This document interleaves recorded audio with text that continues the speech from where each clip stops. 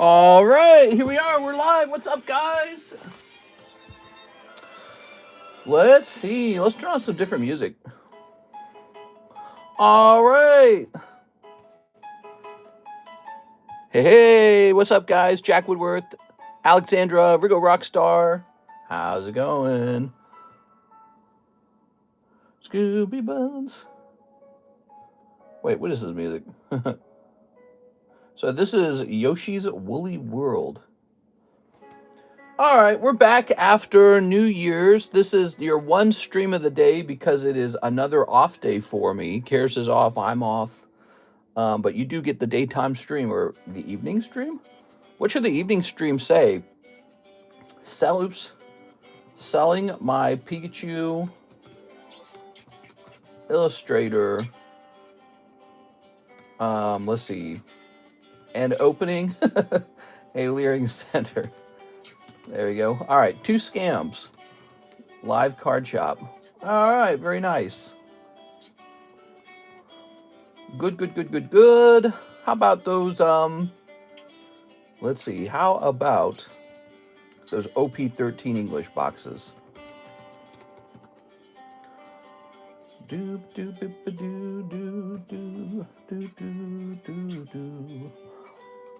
How does the microphone sound? Did you guys know this is a new Apple phone? This is a new iPhone. Let's see. Divided by 24. What's our price right now?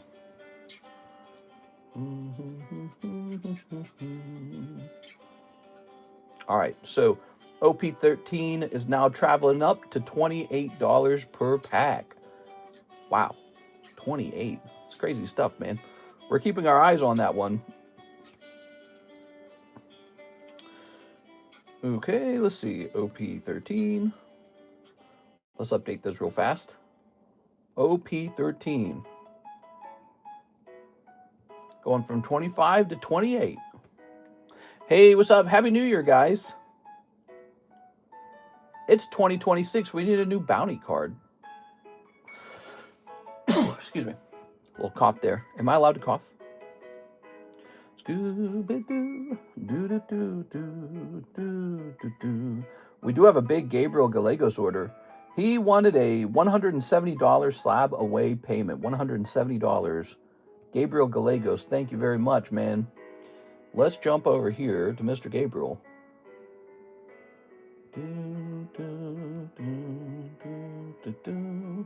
So Gabriel Gallegos had a PSA 1 checklist Cardos from August. He just finished it. It's a cool card, man. Let's go grab it. Probably you got it at a good price. To me, that looks like a good price. All right, let's just see if it's up here.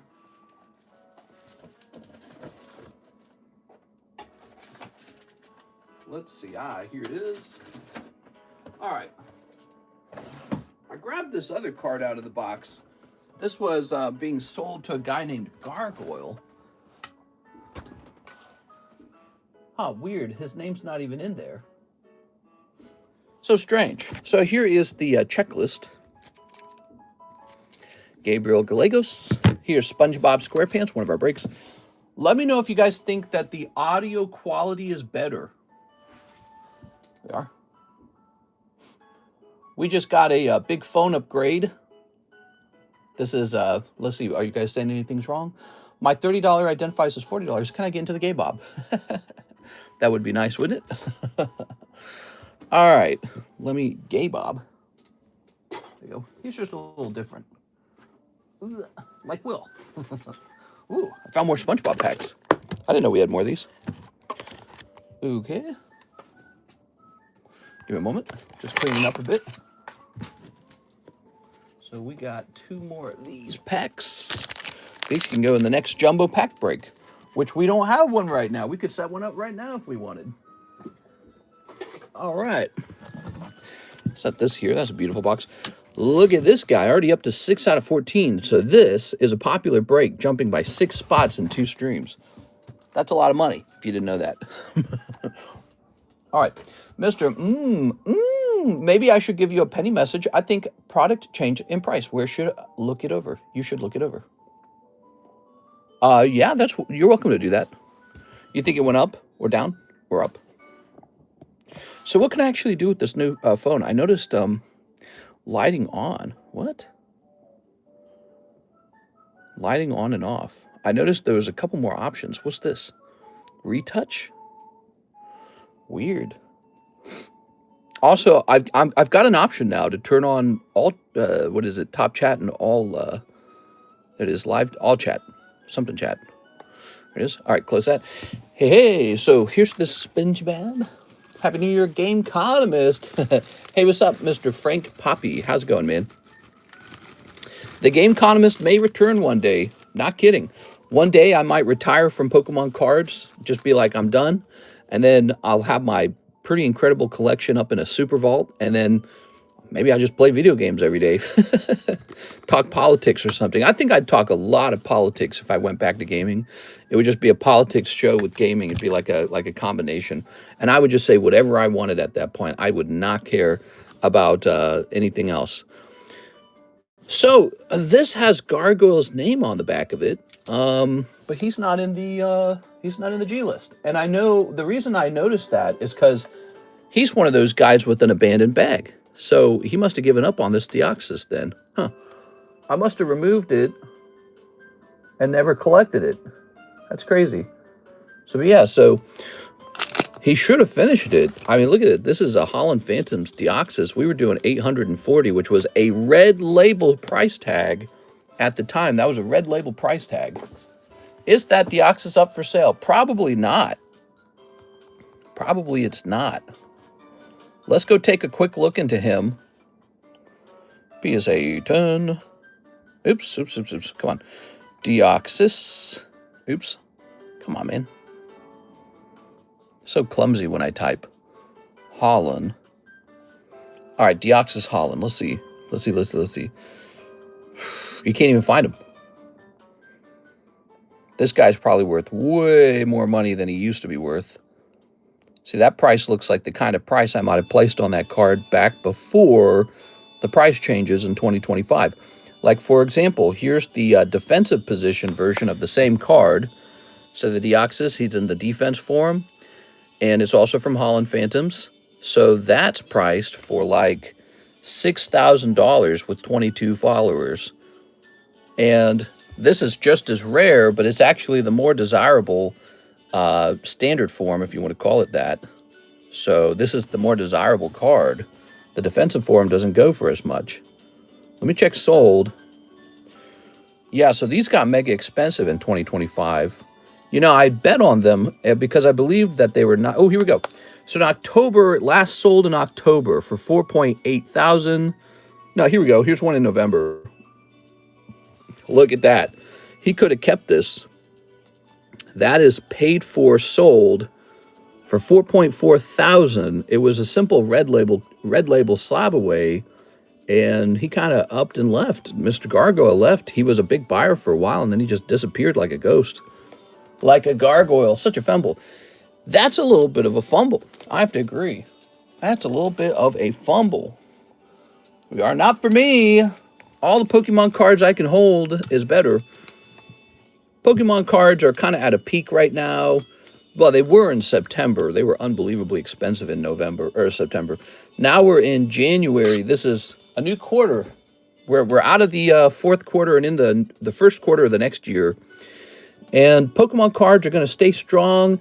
You'll probably see a dip in July. That's my bet. Why? Because you always see a dip in July. July's like everybody's going out and having fun outside kind of time period. But I think this January is going to go pretty hard. And then I think 2026 Christmas time is going to be nuts because it's the 30th year anniversary. So it's going to be a pretty big deal. Pokemon's not going anywhere. So it's a really great product right now. Do you have anything for $3? Says GHB. I probably do if you check the website. Speaking of which, let me go ahead and pin the website. All right, give me a minute here. We got to get the search bar changed, don't we? We're going to change that search bar. Miss Alexandra pointed out that the search bar can't be found on mobile. All right. Pointed out that the search bar can't be found. Okay, that's me talking. Did I ping the Discord server? How many people we got watching? 48? I don't think I pinged the Discord server. Dooba-dooba-dooba-doo. Here it is. Okay, Mr. Alex did. Thank you, Alex.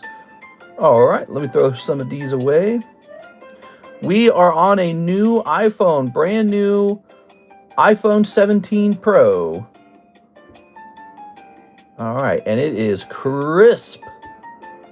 I started watching a video on it, like a YouTube video, and it was so clean. I was like, whoa. Holy. CS Man 16 hours ago, 25 packs of 151 English. Ooh, very fascinating. Very fascinating. I did not expect that. Okay, so big order of 151. Yo, I typed that before he said it. Looking crispy. Let's see.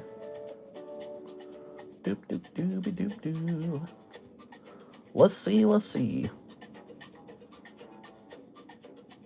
We are in an interesting time period.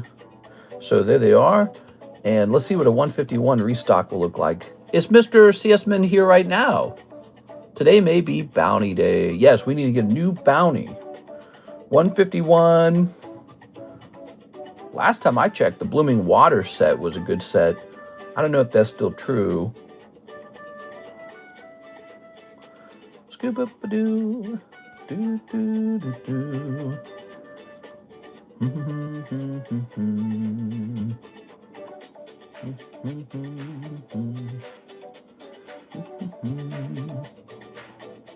So,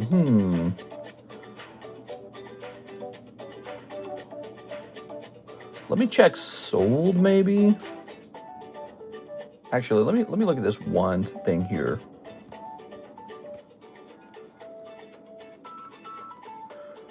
Divided by 6, oops, that was times 6. Divided by 6, divided by 14. And what were we just selling them at? We just sold them at...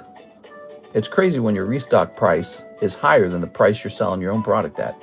25 packs, okay, cool. Sounds good, but also I want to try this. So that was Blooming Waters. I'm going to take one more look. 151 booster bundles. Okay, I think the booster bundles are pretty old, aren't they?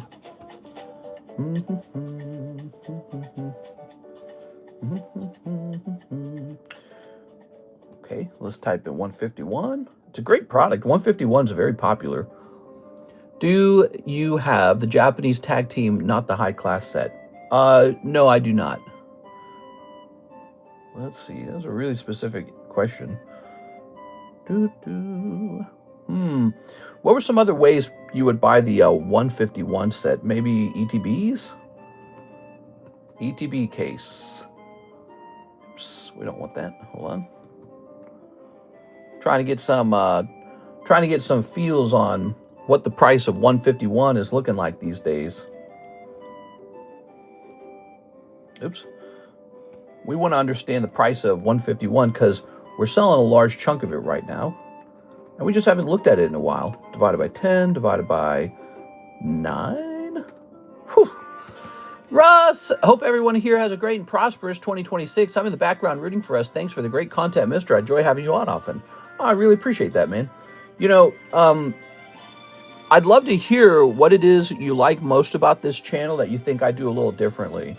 I know we do the breaks different. We'll talk about touchy subjects. You know, I got a personality, I suppose. Got my own personality. Let's see. There's the 151 premium collections. But those will have like a huge cost to them. Yeah, I'm looking at it right now. That's really expensive. We're doing a deep analysis on 151. Whew. All right, so the premium collections are super expensive. So it really comes down to Blooming Waters. Can you buy a Blooming Waters case? That'd be interesting. Scarlet Violet 151 booster bundle 6-box case. What? That's strange. Yeah, times are changing, man. 151 continues to climb. Let me type this in for best match. 20 hours live. Mister, you keep it real. How long have you been live? Just 15 minutes. Just 15 minutes. We're right at the start, guys. We are right at the start of the stream for today. 15 minutes. And we are studying 151 prices just before we open this big chunk of 151 for our friend Mr. CS Mini. Went real deep. Now, I think he's sleeping right now, but he might want to watch this. Okay, so it is still Blooming Waters, everyone. Blooming Waters is the set to open. What does the best Blooming Waters set look like? What's this one? Let's see. Divided by 7. That's terrible.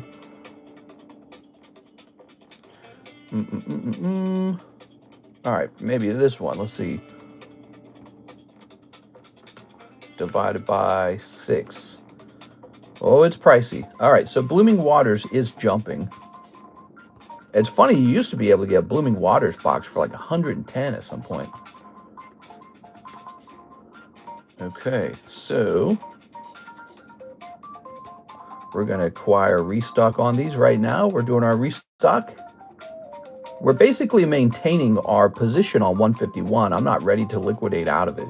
So we're going to open these for Mr. CS Ben and restock at the same time. All right, let's go get them.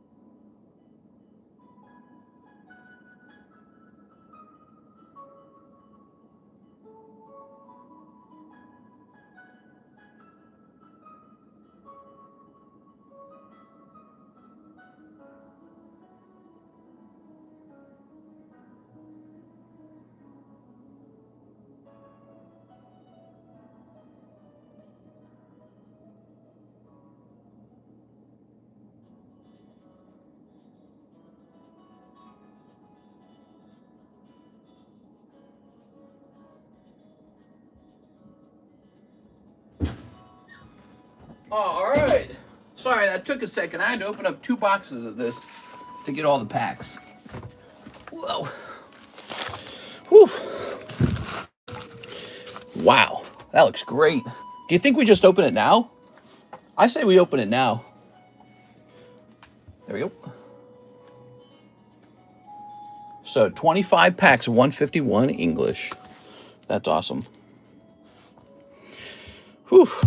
Mister came back from the store. That's right. Ready? Let's count it up. Do-do-do, do-do-do, do-do-do. 1, 2, 3, 4, 5, 6, 7, 8, 9, 10, 11, 12, 13, 14, 15, 16. So there's 16, 17, 18, 19, 20, 21, 22, 23, 24. Oh, I need one more. You got to be kidding me. Ah, 25. Perfect. Perfect. So that's 25 big ones. $500. This is a $500 order from our friend Mr. CS Min. Really big order. My dad is still getting cigarettes. No! We are.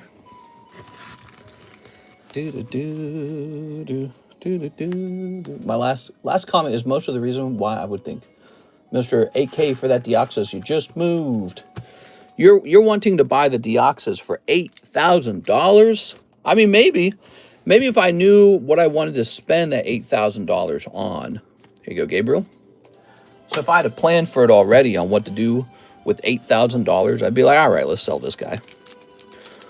All right. CS Man, he's going to watch this on the replay, and we're going to see what we can get for him. How you guys liking the camera quality? How you liking the audio quality? This is a brand new iPhone 17 Pro Max. We just got it in the mail. I was just formatting it. Hey, what's up, JC? May everyone have a healthy and prosperous 2026. Yes. Yes. Another year, another Pokemon. Okay. Now you can hear every out-of-breath huff for when I run up and down those stairs, which I do sometimes in the middle of the stream. All right. Boop. Let's turn this down a little bit. Dude, this room's hot. What the hell? Beautiful today, by the way, guys. Really beautiful. Here's Abra. Kabutops. Some hollows. It's trying to focus and blurs when moving the hands. Okay. Testing it out. So it's very similar to the previous iPhone. It doesn't allow you to get too close to the camera. And it does adjust the blur a lot. Okay, that's cool. I wasn't sure how that would work. Here's a nice little weenie Zora. Here it is. Okay. We're looking for an alt-art. Come on, alt-arts. Oh, man, this is a great pull right here. He's got the reverse hollow Gengar. That's actually really good, Mr. CS Man. Don't lose that one. Okay, that one's got to be maybe a couple $100 if it grades 10. Could pay for the whole thing. What do you mean what to do with 8K? Bank it, invest it, more sealed product, pay down the house? Yeah, I guess. I mean, I'd rather just have a Deoxys, to be honest with you. Here it is. I like the Deoxys a lot. I think he's a really high tier card, and I would have to take that money and dump it into a new high tier card. Oh yeah, there we go. Alt-art Venusaur popping out right afterwards. It looks really clean. Liking it a lot. Flipping it around. Oh baby. Okay, maybe a tiny white dot down there. You might have a shot. I don't know. Not a perfect 10. Hi, mister. I'm pretty hungover today. Got litty last night. You got litty like a kitty. Meow. Glad to hear that, man. It's sad to hear about the 40 people dead in Switzerland. They had a fire breakout. I guess there was an explosion and a fire. People are saying it was probably fireworks. Horrible, man. It is. I found that you have a stack of ones to match up all to expenditures. You see how expensive everything is. Like if your mortgage is $1,500, look at a stack of 1,500 ones. Do the same for car payments. Camera quality is great. Oh, yeah. That's what I like to hear. So, Mr. Mike Side, you'll like this. This new iPhone has this ability to dual record. So now I can like record a video and have my face in it at the same time with no editing. Because normally people edit to get that effect. But I should be able to make very rapid videos now and have my face in it. The question is, do I want to do that? I don't know if I want to change my style to have that. It is. People may prefer to not see me. Only about $95 in a 10. There we go. Oh man, that is really sad. Yeah, it's pretty bad. Okay. So we have pulled Venusaur out of the first stack. We need Charizard. Do you stream directly from the YouTube app? Yes. In fact, it's probably time to go check out the other app again. What was the name of that app? It was called Streamlabs. Stream OBS or something like that. Time to test that out again because it allowed a little more sophisticated control over the quality of the stream and zoom and fish lens and other things. We don't have that anymore. Not with the YouTube app. The YouTube app has benefits too, though. The YouTube app allows me to see the comments on the screen really well, and it shows me really easily the likes and the like. For example, I can see there's only 15 likes. 75 watchers, 15 likes, so I can see that very easily. Smash that like button. But also, YouTube allows me to see very easily when people do like a top chat or something. So I like that. A wild Somalian appeared. The wild Somalian used Leer. It's super effective. I'm about to get leered. So we can see your O face when you pull the Charizard. 280, 290 to 10. Too hard to like horizontal streams. It's too much work? What? All right, that's it. I'm swapping over to vertical. We are. Tossing this. It's sad to hear how screwed the taxpayer's getting every single day. Well, and that's one of the complexities of being so pro-welfare, pro-socialism, pro-communism, pro-centrally controlled economy, centrally controlled, government-controlled economy. When you let somebody else handle all the money, it eventually leads to the misuse of funds. It eventually leads to corruption, theft, and just stupid decisions. When you spend your own money, you're just more thrifty with it because you worked for it. You're connected to the pain that you went through to earn that money. So if you keep more of your money, that's not a bad thing. It'll make its way back into the economy. The only person who suffers when you keep more of your own money, the guy who's not working and wants your money for free. That's the guy who hurts. He goes, well, wait a second. What about all my homeless programs in California that never solve homelessness? That guy suffers. He goes, well, wait a second. I was going to live in a little bungalow and you were going to give me free money to live by the beach and now I have a job. So that guy suffers, and then he votes for you to give him his money. So that is one of the problems with too much welfare. I think that a limited, fair amount of welfare is the smart way to do it. Here's Arcanine Ratatan Omastar. Speaking of welfare, there's another news story. Now that 2026 has begun, two news stories. California is trying to do a billionaire tax. So they're trying to tax their billionaires, a one-time billionaire tax. And it might work, I don't know. But it also might be an exciting test on how far you can push people with their money before they pack their bags and leave. Because that is one of the questions. Is like, how much can you take before people pack their bags? Here's Aerodactyl. Come on, 2 packs left. Come on, baby. What do we got? Oh, Charizard. Oh, no. One more pack. One more game. Charizard's not bad. All right, that's going to be it. You got a lot riding on the Venusaur alternative art. That's my perspective on this round, Mr. CSman. A lot riding on that one card. California is going to be taxing their billionaires one time. They're trying to. A one-time billionaire tax. And a lot of billionaires are already threatening to leave. In Missouri, that's where I'm from, in the state of Missouri, the Chiefs are leaving. I'm not a big football fan, so it doesn't truly affect me. But, you know, I don't consider it good. The Chiefs are leaving. They're going to another state, Kansas. Now, we got Kansas City. Well, the right side of Kansas City is in Missouri, and the left side of Kansas City is in Kansas. That's why it's called Kansas City. And they're leaving because Kansas City has offered to pay billions of dollars to build a super football stadium for them. And Missouri taxpayers said, we don't want to do that. So that's a sore spot.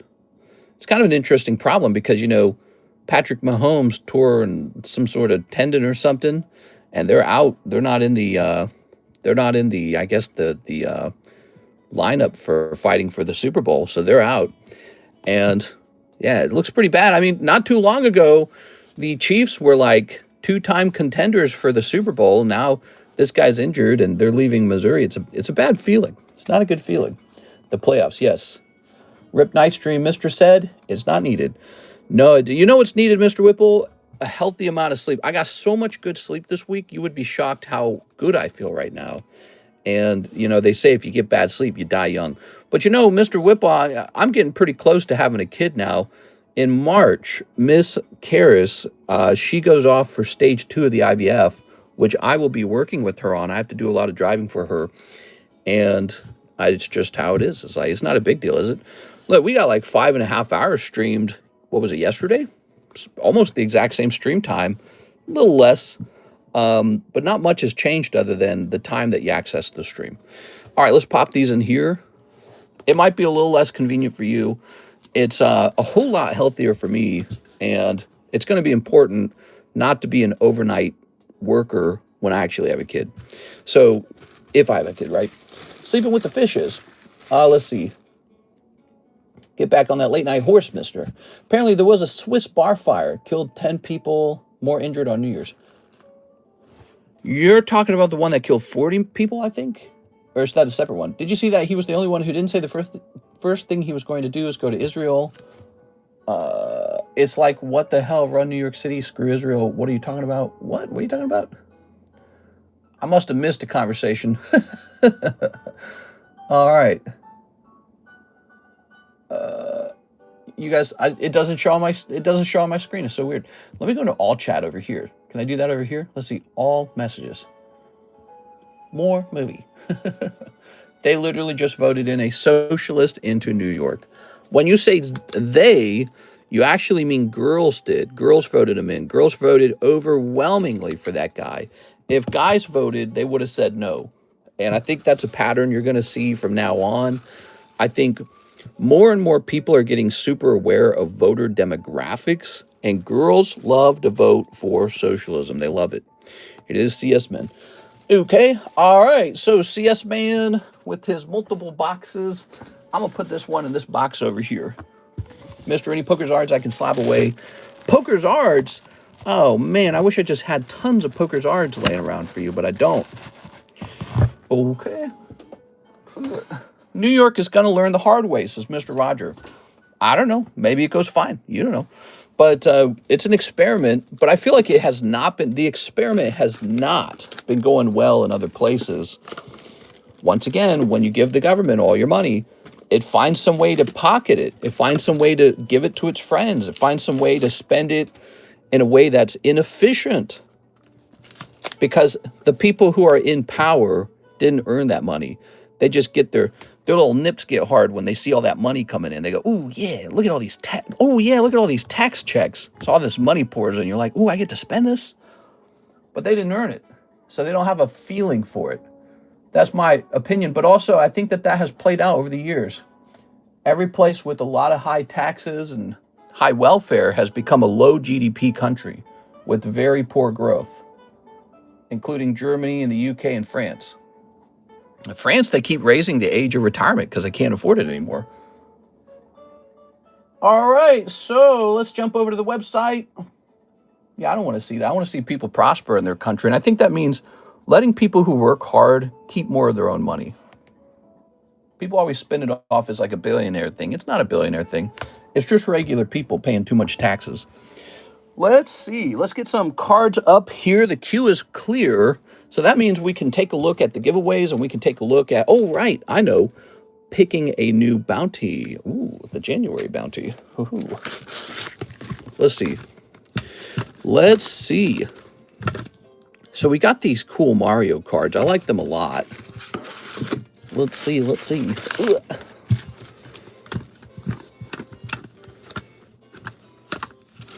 We could do like 2 of the Mario cards as a bounty. Wouldn't that be neat?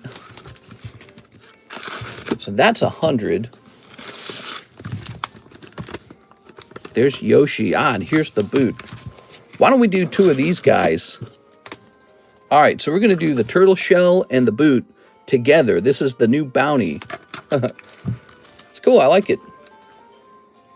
If only there was a way to put it up on the table without needing a baggie, though. If I could find these sleeves, I could do that. Where do I keep those sleeves? I don't know where they are. Mister's extremely smart. Oh, yeah. Let's see. Come on, they boss bitches. New York is going to learn the hard way. Any Poker's Arts. I 100% agree. Taxes is the main problem. What they do with it. Yeah, just let people, if you go out and you work all day, just keep all of it. Why give any of it away? Just keep all that money. You actually earned it. The more money the government takes, you realize the closer you are to a literal slave. Like you're just actually a slave. You go to work and then the government takes what you earned. That's horrible. We're supposed to be against those things. We're supposed to be against that. All right, let's see.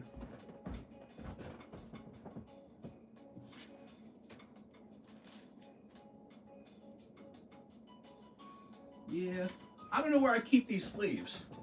I never know where these sleeves are. So, oh, here they are. Ha-ha! Ha-ha, I found them. Yeah, by the time the government's taking nearly 50% of your money, it's kind of nutso. And a lot of people don't realize the government's taking that much, but they are, in sneaky ways. See, they don't just tax you for like 50% of your income. What they do is they tax you, then they tax the company that you work for, then they tax the goods that you're importing, then they tax your oil, Then they tax your home that you own, but you don't really own it. You have to pay taxes on it. Then if you spend some of the money that you earned, you have to pay taxes on the purchase of a good.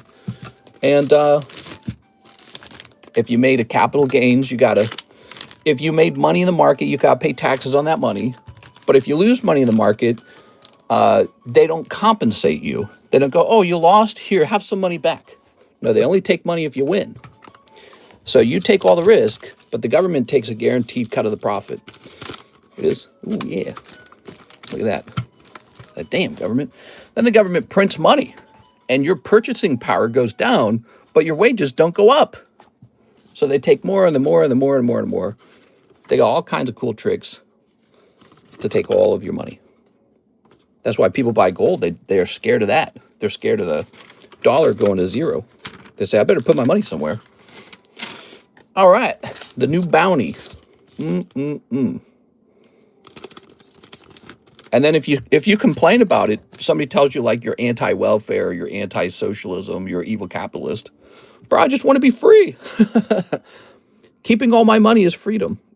Now, some taxes are needed, I think. It's just a question of how much. It's got to be a reasonable amount, you know. And that's where the fun of politics really comes into place. A conversation over what's reasonable. All right, you got to have roads, you got to have a military. Libraries are good. Maybe social health care is good. That's one of the conversations, you know. All right, there we go. Beautiful. A new bounty. This is about $200. These two cards together, it's about $200. So that's the new bounty.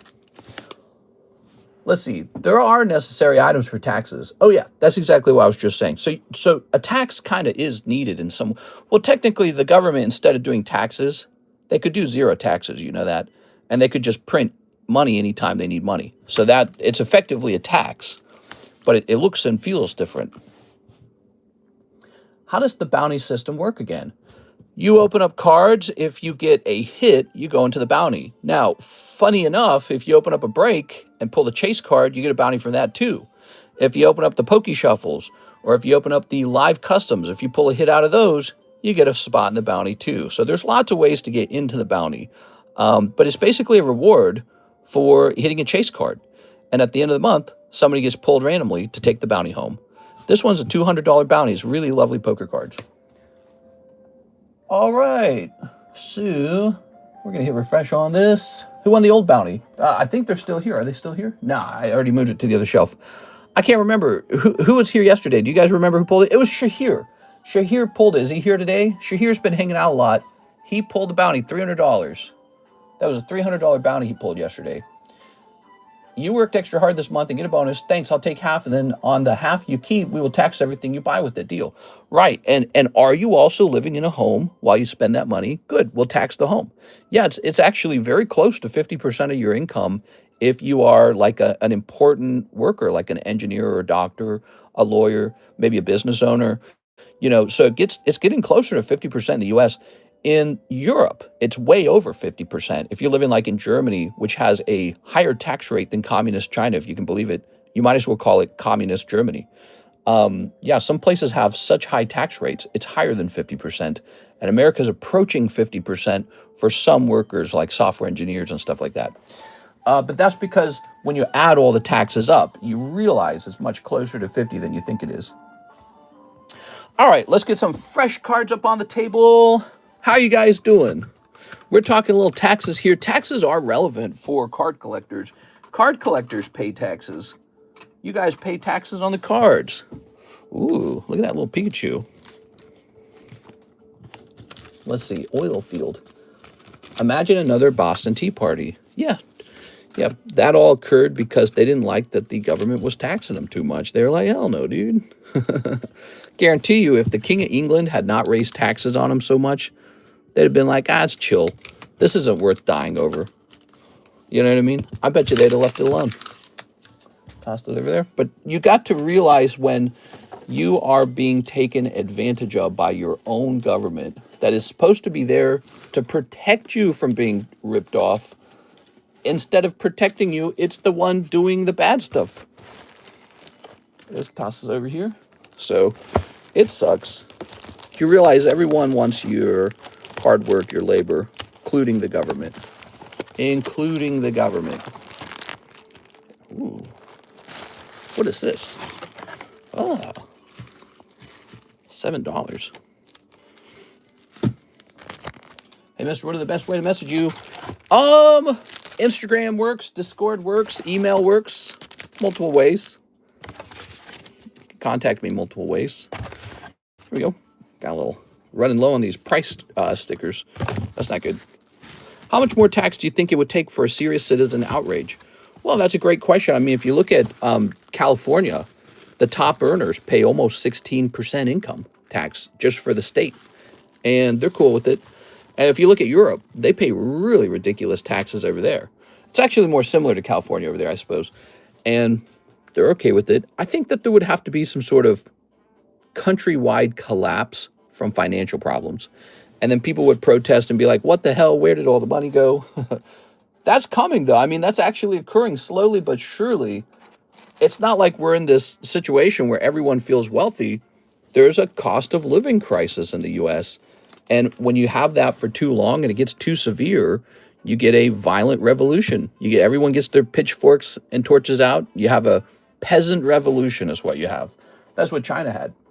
Javier Arroyo, he says, what's up, Mr. Two Prismatic, One Live Custom? You got it, man.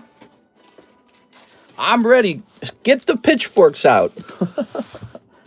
But, you know, it's an interesting problem, you know, it's an interesting problem.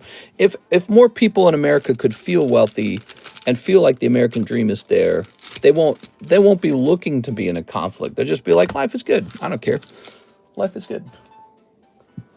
There's a cost of living crisis everywhere. Yeah, exactly. Seems like the website doesn't work if the payment is nothing, so not the best way to message him. Here it is. All right. Oh, I see what you're saying. So here's Glass Trimpet. Here's Whimsicott, Larry Skill, Larry. Oh, yeah. I don't think America's that close to a peasant revolution. I think maybe some places in Europe are, and America could be not so far behind. But America's sort of like, you're seeing the quality of life going down, and that's what's very alarming to a lot of people. When they look at the price of a home and they see that a bad home is $400,000 and your job pays like $40,000, $50,000 a year, they go, well, this is impossible. And that's sort of the beginning of realizing you're cooked, you know? That's the beginning of it. So that started from, let's grab this JA box.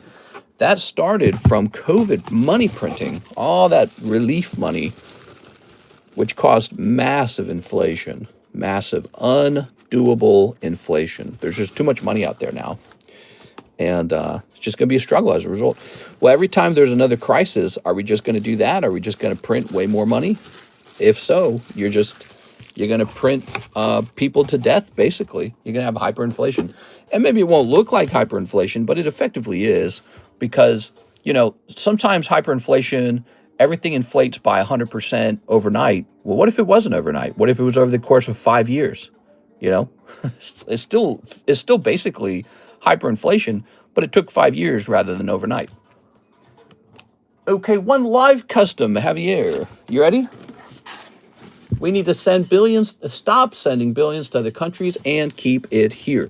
Yeah, so like you're now more aware of how this country wastes its money. And you're realizing the government likes to spend its money on everybody but you. You're the one that it doesn't like to spend money on. It's like, could you even imagine if other countries existed in this way? They taxed their people and then gave that money to the United States. No other country behaves this way. No other country taxes its hardworking people so it can just send money to the U.S. Here you go, U.S. Here's some money. They don't do that in other countries. Whoa! What do we got? Oh, yeah. Umbreon Reverse Sand. Oh, that's going to be a good one. That's a lucky pull, Mr. Javier. All right, so you got to decide whether to keep it or whether to re-roll it. Let's go find it. He's getting lucky tonight. It's a good night for you. Somebody was asking about Poker Charizard. Well, look, we got this one right here. It's in the excuse me, I got the hiccups. So we got this Charizard right here. He's in the live customs. Now, here's the Umbreon, I believe. Yep, number 24. All right, now we're talking. Oh, okay. Yeah, you know, not to be like totally lame, but it was Rome had a problem with inflation too just before it fell. Countries start to learn a couple of problems go wrong. A country loses its identity, its people don't take care of themselves, and its elite don't take care of the country, and then it all falls apart. It's basically like a big club. You have to care about the club. You have to make smart decisions all the time. And inflation's kind of like the death roll for a country. You just can't have it. It can't be a thing. It is. Unless America were to create inflation to invest like perfectly, perfect investment. They didn't invest that money perfectly. They just kind of threw it away. So keep it. Oh, baby. You got it, man. It's a good one. Good choice. Some cool cards in there, huh? Okay. Boop. Those live customs, man, they're cool. Get on the Astral Radiance break. We need to quit sending billions to other countries and keep it here. Yeah, I'm on board with that. I think that American taxpayers should be the recipients of the benefits. Yes. Actually, what I mean to say is I'm opening up a Learing Center in Minnesota. And you can all go back to work. Go back to work. Let's see. Let's get a nice card priced up, shall we? Nice to meet you all. How are you guys on this fine January 1st, New Year's Day? This guy graded a 9.5, huh? It's like devastating. So let me think about it. I spent X amount of money grading this. If I went and I regraded this with, let's say, PSA, I would have to spend X more, and then I could sell it at price X. So, okay, so there's a 9.5 price. We're gonna offer it at the 9.5 range. Here it is. That's what you got to do with these. Haven't seen much PSA on the table lately. Well, yeah, we just got a BGS return in, so we're still processing it. We haven't even priced them all. That's kind of how it's working. I got a big stack right here, a bunch of unpriced BGS slabs and a bunch of unpriced tag slabs. But that doesn't mean I don't like PSA. It just means we got a lot of other companies on the table right now. $80. Okay. Ooh, this is nice.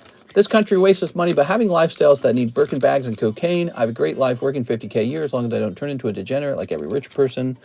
Well, I mean, the Birkin bags company employs people to make Birkin bags. It's not necessarily a problem that we create high-tier items for a maybe like wealthy elite. That's not necessarily waste. But what you could count as waste is money that you take, you just give it to like a foreign country, and you never get it back again. And that's it. It's just a one-way transaction. You lose money. And by the way, that could come in many forms. You could be shipping that money overseas, or you could be California giving everyone free healthcare and then having an open border, so everyone just kind of comes in, gets a bunch of free healthcare, and then California turns around and says, hey, federal government, look at all this healthcare money we need. You're going to have to give us some. And so then all the other states and the federal government in general is going, oh, okay, there's so much need for federal money. We got to take care of these healthcare. You don't want to do bad on healthcare.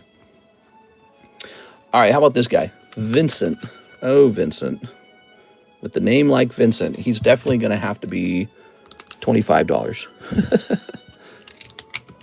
Okay. How about this Noctowl? He's got a pristine 10. All right, pristine 10. Ooh. Ah. So in another way, you've done a foreign aid right in your own backyard. That's what you've done. Similar to like what was going on in New York. New York had a lot of people in hotels. It was costing New York billions of dollars to do this. And then people got very upset over this. When they kind of woke up to it, they said, wait a second. Me and my people have been living in New York this whole time. And you never help us. Why do these guys just instantly get money cards, free hotel cards? What's the difference between them and us? Noctowl, number 114. Yeah, if you're a homeless person in the United States, why don't you just go ahead and get a free hotel room and a free food card paid for by the U.S. government? We don't do that. We don't do that for our own people.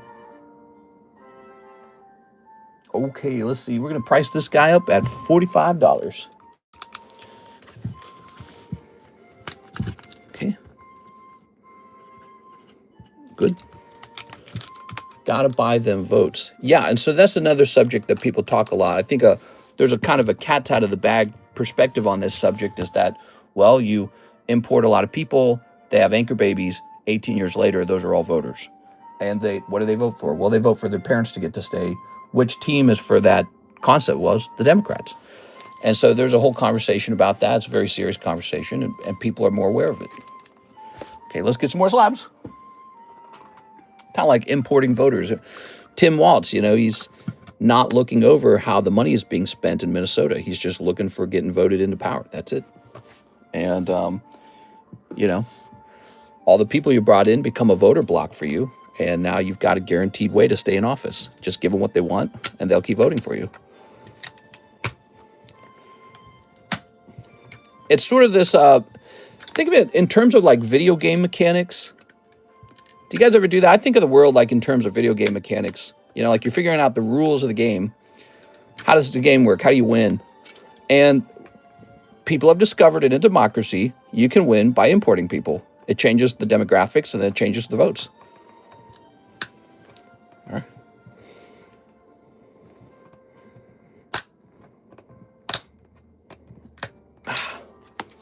But here's rating in Arc Raiders.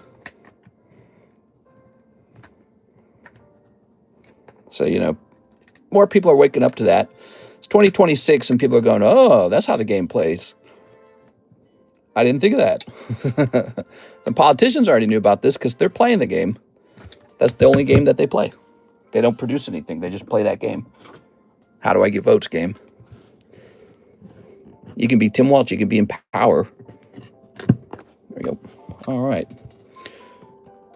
All right. Okay. Lovely.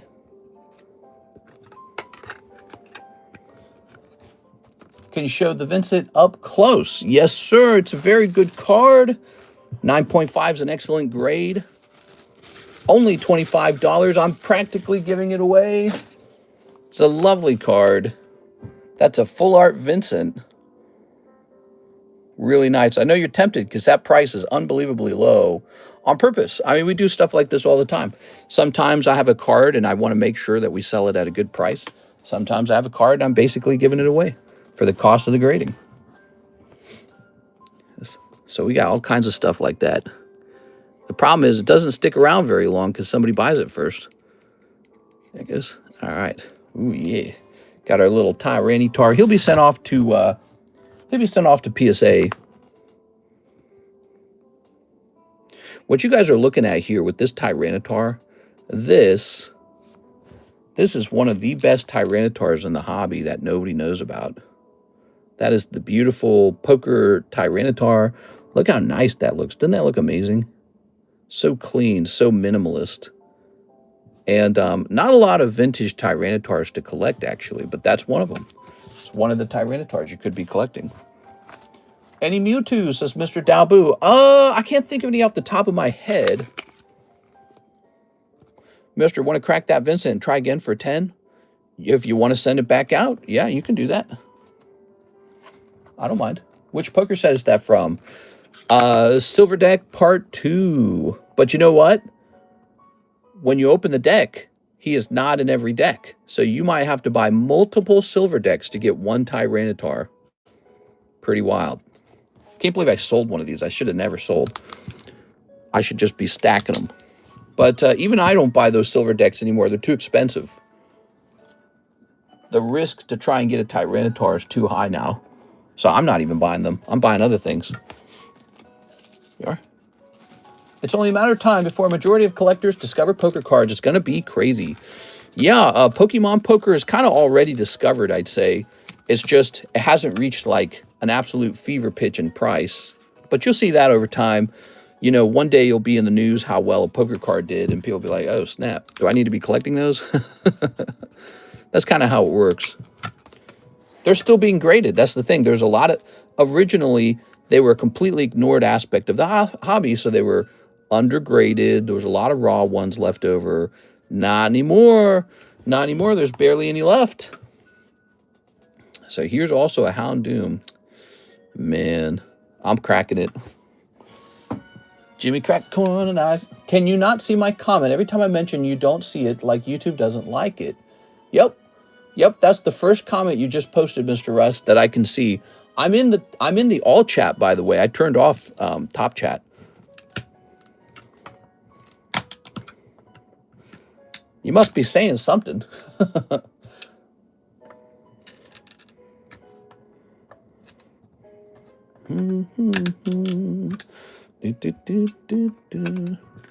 Oh, okay. What the hell?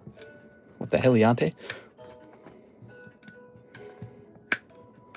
All right, cool. Thank you for hanging out, guys. How was your New Year's? I watched the new Stranger Things episode, the finale. I give the finale maybe like a 6 out of 10, to be fair. I've heard some people say they really like it. It's an action sequence, so there's a lot of action in the last episode. Not to spoil it, but there's a lot of action. You know, you can tell the budget for season 5 was basically all in the last episode. And it does play more like a movie as a result. So there's a lot of big action scenes, a lot of CGI.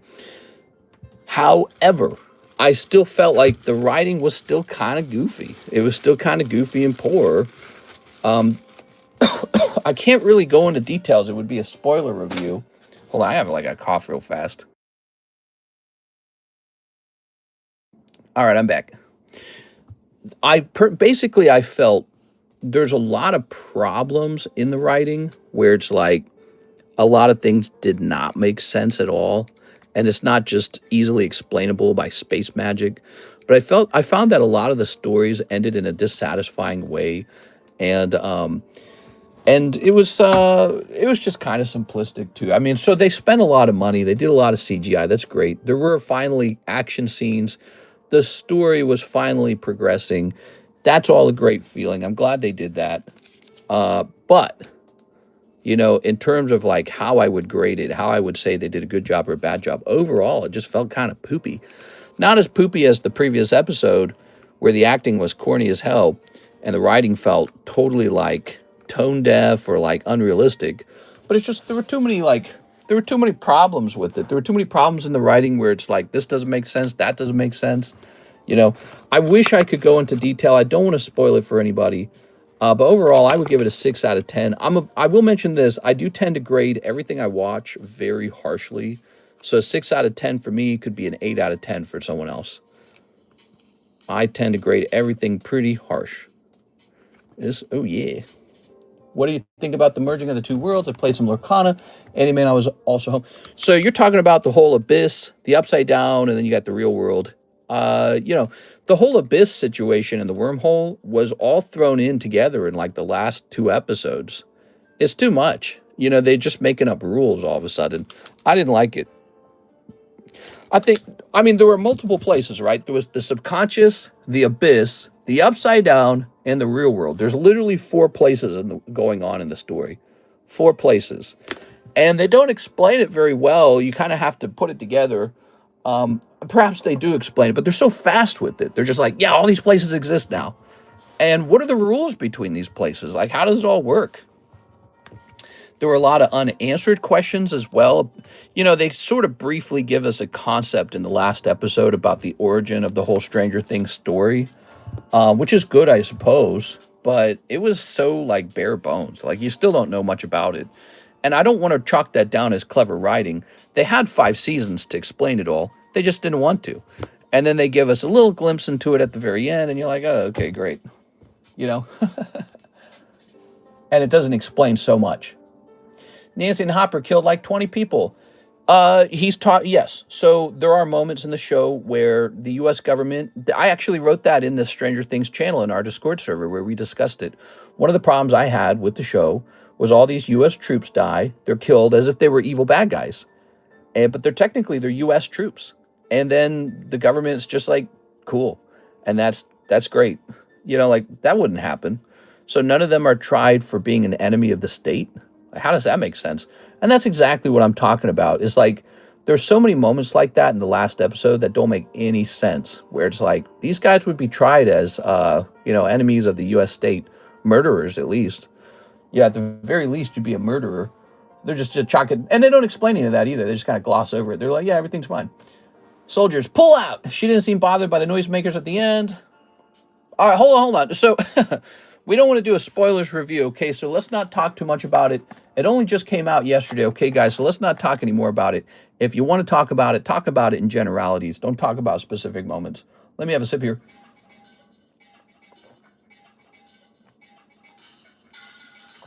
I don't think it's a spoiler. Do you think Mike's ending is true? I do not. I think the show wanted to end it ambiguously. It's a total cop-out. It's very common to do this in movies. You get like a magical, mystical creature like an elf or somebody from another world who's like all cool and desirable. And they're like, you can't have them in the real world. Sorry, you can't keep it. So they did one of those. And then they also couldn't be man enough to sort of just have it be one way or the other. So I found that very annoying. Miss Alexandra says she'll take the Vince's slab. You got it. This episode brought to you by Miss Alexandra. Okay. Try again. Extra message. Hey, there it goes. I think the pros of the Magic Tarkir Dragonstorm Collector Booster is too high. I can get one for €22. Okay, so I think you're suggesting the Tarkir has gotten cheaper over time. Keep in mind, the Tarkir we've got is a special booster pack called the Collector's Booster Pack. All right, let's take a quick look. But there's also a premium on it, but the premium might be too high. Let's see. Tarkir, huh? I'm curious. You know one thing we haven't sold? The Avatar packs. Not even one. So let's take a look at Avatar Magic. Avatar Collector Booster Box. Okay, so here they are. And that is the price today. What did I pay for these when they came out? Let's find out. Okay. Yeah, I'd love to talk about that stuff. It's a fun conversation, but we just can't do it. I think it would spoil it for a bunch of people. All right, so here it is. Oh, yeah. I paid way more for these. So the price on Magic the Gathering Avatar has dropped. Oh, man, it dropped by like $150 per box. So I am set to make a loss on the sale of these packs.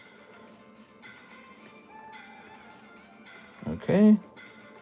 Divided by, what is it, 12? How many are in a box again? I don't remember. It's 12 per box, right? Aren't the collector booster boxes like tiny? Is it 12 or is it 18? 12 boxes. 12 packs divided by 12. So we're going to see a price reduction in the Avatar packs. They're going to come from 55 down to 44. Okay. I'm going to lower Spider-Man to 44. Final Fantasy. Let's take a quick look at those real fast. Okay. We're doing a quick reprice on, we're going to say Final Fantasy collector booster box. Finally Fantasy. Okay. And what we're seeing with Finally Fantasy is that the price has been kind of stagnant. Okay. Oops. Divided by 12. So it says maybe 146 per pack. What do we have? We have Final Fantasy. Okay, so we're going to lower this to 145. Now you're saying that Tarkir is a little cheaper too, huh? Okay, let's take a look at Tarkir. We're doing some price drops. That's nice. All right, Tarkir. Tarkir is here. Let's see.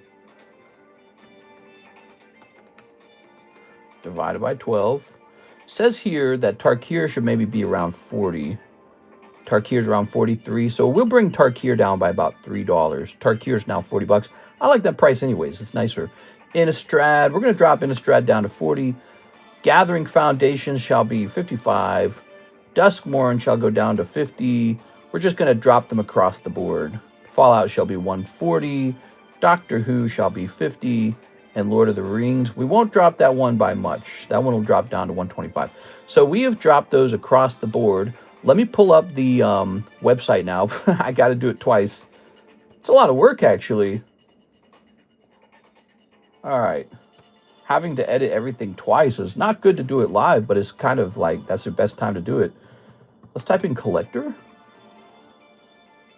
All right, here they all are. So time to make a quick edit on all of these. I wish I could just edit the prices from this list right here. You have to click like quick edit. So 125. Okay. Come on. Doctor Who's going to drop down to 50. So Doctor Who's having a large price reduction, full $8. Fallout Collector Booster is not going to fall by much. It's going to go to 140. That one was really popular when it came out. Fallout was super popular. And as I understand, they got that Season 2, right?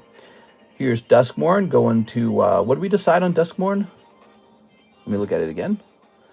Read my last comment on general chat. It wouldn't even let me send it in a paid message like this. Kept saying message error. Sounds good, man. I can do that. Yeah, I can read it. So give me a second. I'm going to go read his message, everybody. It's in general chat. He's saying silver hitting $80 an ounce. Where the hell is Mr. Act going to watch Lord of the Rings for the first time? All I got is you said, my Mr. Google search, what if silver hits $40 or $80 an ounce? Is that right? Is that what you wanted me to read? They don't want it talked about. I'm serious. What, talking about silver? Ha-ho, silver. So we're editing the price of Duskmourn real fast, guys. It's going all the way down to $50 Duskmourn. All right. We're going to hit save on that. Foundations is having a large price reduction. Let's see, Foundations. Where is it? It was at $55. It's going down to, oh, no, it's at 65. Now it's at 55. I get it. So it's going down by a whopping $10. Innistrad's going down to $40. Okay, almost done. Tarkir is not actually going to change very much. That one's going to go down to 40, but it is $3 cheaper. What did we decide on Final Fantasy? Was it 140? Final Fantasy. Ah, there it is, 145. Okay, so Final Fantasy is coming down actually by a whopping $10, but that's not that much compared to his total price. It's a really pricey item. And then Spooty Man. Let's see, Spider-Man. We reduced Spider-Man to 44. So, okay, that's the last one to edit. And then I'll give right back to your comments and right back to the queue, guys. What's today? Today's Thursday, isn't it? Yeah, it's a Thursday. So we just had a big price change on all the Magic products across the board. They all got reduced. Some of them got significantly reduced. Next up, William Wafter. He says, Beckett 10, Burger Chew. All right, you got it. Yes, these Burger Chews, they've been moving fast. I think I've sold like 4 of them already. Oh, wait a second. I'm so sorry, William. I thought this was a 9.5. Oops. No, I can't sell this for 45. He has to go for 120. This guy's for 45 because he's a 9.5. I'm so sorry, William. William, you probably must have thought that it's too good to be true, right? I apologize, William. There we go. Yeah, ASAP Snipe says 9.5 and 10 are the same price, question mark? No, they're definitely not. So this guy is going to probably be a break. I didn't notice he was pristine. I apologize. Excuse me. I have a little cough today, huh? Probably the COVID. That's all right. Credit for now? No problem. Let's grab you a credit. I thought you were buying one of the 9.5s. I didn't even realize he was a pristine. That's what happened. All right, William. Wafter. Ooh, yeah. Very good. Okay, so you can do whatever you want with that. And he was basically going to be a break, like a lightning break. We do have a lightning break right here, guys. Destined Rivals Rocket Zapdos is 2 out of 4. I'd love to see that finish. 2 out of 4 Rocket Zapdos. Look at this boa. Didn't I already price one of these boas? I feel like I did. Okay. Pull this up. Yeah, when they hit that pristine, they start to go, they like flip. They suddenly become very expensive. I thought we already had a boa up here, did we not? Oh, boa. Boa Constrictor.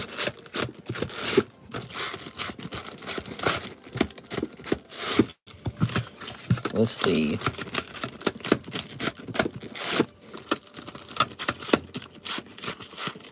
Trying to get all these BGS slabs priced. Did we sell it? How much did we price this for last time? I don't even remember. Hey, Press, got the squirrel. I wasn't really paying attention. I should have asked first. Yeah, oh, I see what you're saying. You just thought that it was a good price. You saw it and you said, oh, that's a good price on a 10.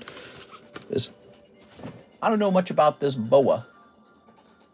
Let's take a look over here, see if we got any action over here. Ooh, we're having a slow Thursday, huh? You guys must all be jet lagged from coming back from your parties in the Alps. Let's jump over here. I think we're in for extreme problems in the somewhat near future. All right, so here is... Nope, all the orders are done. There's no orders in the queue. Let me go ahead and price up this boa. It is another zoom for boa. Is that what we did last time? Damn, those have dropped a lot. Time to pick one up. Google it and spread the word. We are. Whoa!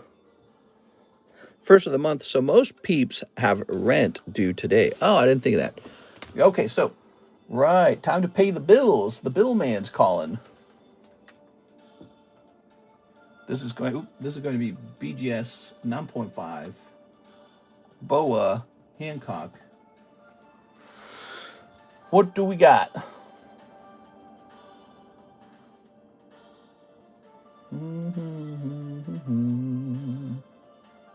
How do I find this particular one? 013. 013. 013. Boom. Never mind. Holy smokes. Oh, here she is. Here she is as a pristine for $600. What the hell? All right, let's try this. Let's try PSA 10.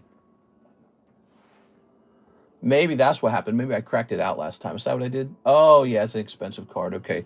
So this is an expensive card that failed to grade 10 with BGS graded 9.5. And when that happens, it gets cross-graded. Get me my wrench.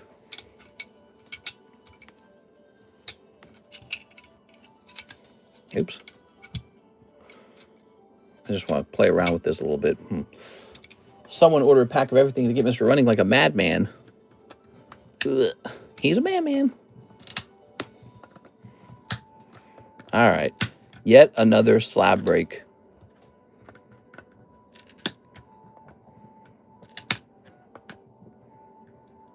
All right. All right. I went to the Pizza Hut buffet today. Woo! Pizza Hut buffet. Who remembers that? Pizza Hut hosts a buffet. It was horrifying. It was so bad. I'd give it like an F, like a 0 out of 10. It was so freaking bad, dude. I went to the Pizza Hut buffet all the time as a child. Did you know that? It was one of the only fast foods that my mom would go to when we were kids, because it was like they had like really cheap pricing per kid. Kids were almost free at Pizza Hut back in the 90s. It's like $4, $6. It was really cheap. So she would do this thing. You know, we had a big family, 11 kids. She'd run around. She'd tell us, all right, don't eat anything. We're going to Pizza Hut buffet today. She'd tell us not to eat. We'd skip breakfast. And then we'd go there. Everybody's starving.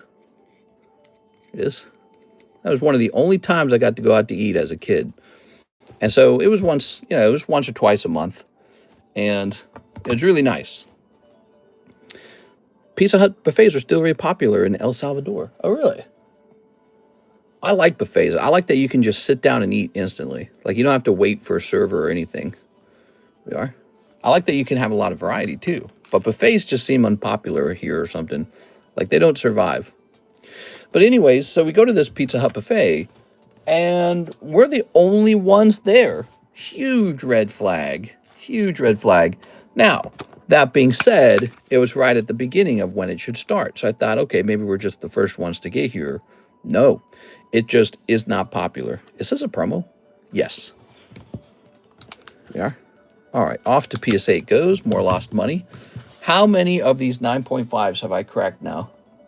Makes no sense to sell it as a 9.5 if it has a chance at a 10. BGS 9.5s. They're just a way to lose money. Here's a nice card. Ooh. Look at that. Okay. The problem with this submission is that I really didn't get that many black labels. I didn't get enough pristines. I prefer Pizza Loca. I remember CC's Pizza Buffet, not Pizza Hut so much. Ew, CC's was like low quality, bro. There was CC's Pizza, and then there was another one. It was called like, I don't remember what it was called. Pizza Street or something. Those cheap, they're like worse than frozen pizza somehow. They're disgusting. CC's was horrifying. We tried CC's pizza out. It was the worst pizza I'd ever eaten. I seriously, just a nice frozen pizza. Skip CC's. I don't know what they put in it. All right, this is gonna be Lucario. But the Pizza Hut buffet that I ate at today, the problem with it was that they barely had any food out. It was clearly designed to assume that there were going to be no people eating there. So they're like, no one comes to this thing. And so they had these dry little pizzas out. They had this dried up pasta. They had like a terrible salad bar. There was nothing there. And it was like, why do you even keep running this at this point? Just let it go. Tear the Band-Aid off. Give up. Shouldn't even advertise that this exists. It's so bad. And certainly a shadow of its former glory when I was a kid. When I was a kid, there was like this double salad bar with like Caesar salad and all the toppings. This place didn't even have bacon bits. You're going to have a salad bar with no bacon bits? No bacon bits. There was like, I guess like ranch dressing. They didn't have, they had like one type of cheese. It was like this nasty cheddar cheese. No bacon bits, no green olives, no little bits of ham, no little bits of chicken, nothing. It was the saddest salad bar. And when you played around with the salad, when you digged around, it's like dirty pieces of lettuce in it. It's like then you don't even bother picking out the bad pieces of lettuce, bro. And then they had like 3 pizzas out, and they were all dry. And they were all cut into little tiny slices for some reason. I was like, why would you do that? Why are you slicing them tiny? I'm a big boy. I eat big slices of pizza. I'm a man, I have a beard, and I wear flannel. Remember the hot cinnamon rolls? Oh, I don't remember that. We also have Pizza Ranch. They have good fried chicken, but the pizza is strange. What? Mister, why did you tolerate that and eat there? Well, I just wanted, I saw the people working there. They're all old ladies. And I was like, it's okay, we'll survive. So we ate there. I didn't eat too much, actually. I went home and ate. But, it's not that much money. It was like $20. And so it's a very cheap buffet. It's not expensive. I felt really bad. I felt like, man, these guys are going to go out of business. Sizzlers was the main buffet place back here in the day. What? I don't know if you know Pizza Patron. Oh my gosh, the greasiest pizza. We got Shakey's Pizza, Round Table Pizza. Zeppy's is trash. CC ya later. Hungry Howie's. CC's was gross, but cheap AF. Yeah, so CC's was only slightly cheaper than Pizza Hut. Only slightly cheaper, and it was horrifying. The quality is so bad. And we liked Pizza Hut. And Pizza Hut today is still good. I don't eat it too often. It's too strong. You eat Pizza Hut, and it's just like, what am I eating? Whoa, look at that table, man. That looks beautiful. So we're having a slow Thursday. It is the first of the month. It is a holiday as well. And I could talk all about all the wonderful packs we have. Why don't we take a moment and build a jumbo pack break, okay? I know you guys like the jumbo pack breaks. So we got another one of these. Let's get another one of these. And another one of these. Was there Milano pizza in the U.S.? I don't think so. Steven knows they always had decent hot pizza salad bar and buffet. What? Hey, mister, I'm at work. Just want to stop by and say hi. Hey, what's up, Mr. Stefu? How's it going, man? All right, so we got these 3 packs. They're not very expensive, so they don't really contribute very much to the cost of the break. But here is a Mega Dweem. Oh, yeah, we like Mega Dweem. Here is, we got Lorcana packs. You guys want a Lorcana pack? Here's an empty bag. Toss in that. Let's see, Lorcana and gotta have Phantasmal, man. Here's a Phantasmal. Phantasmal is a must. Here's a Destined Rivals. Gotta have a Destined Rivals.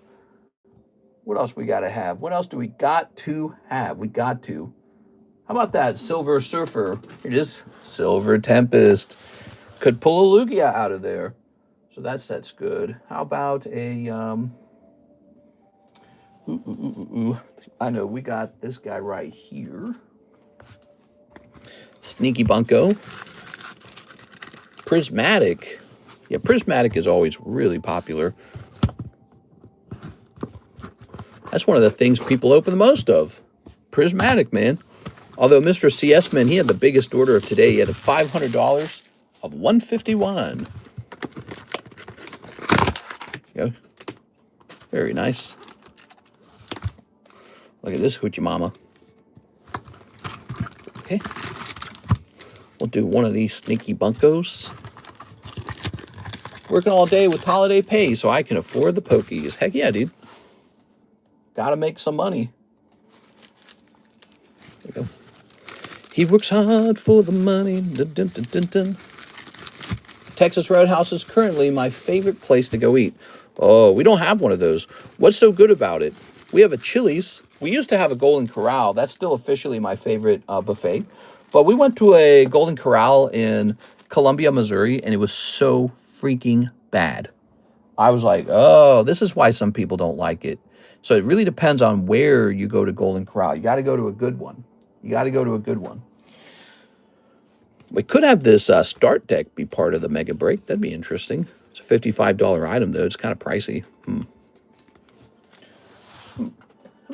Curious. Let's see, what else? What else do we got? Let's have a solo leveling pack. The jumbo pack breaks are really fun because it's just kind of like random weird stuff. Golden Corral here in Dallas are poo-poo. Yeah, so there's like 2 different types of Golden Corrals. I'm sure of it because this was true when I was a kid too.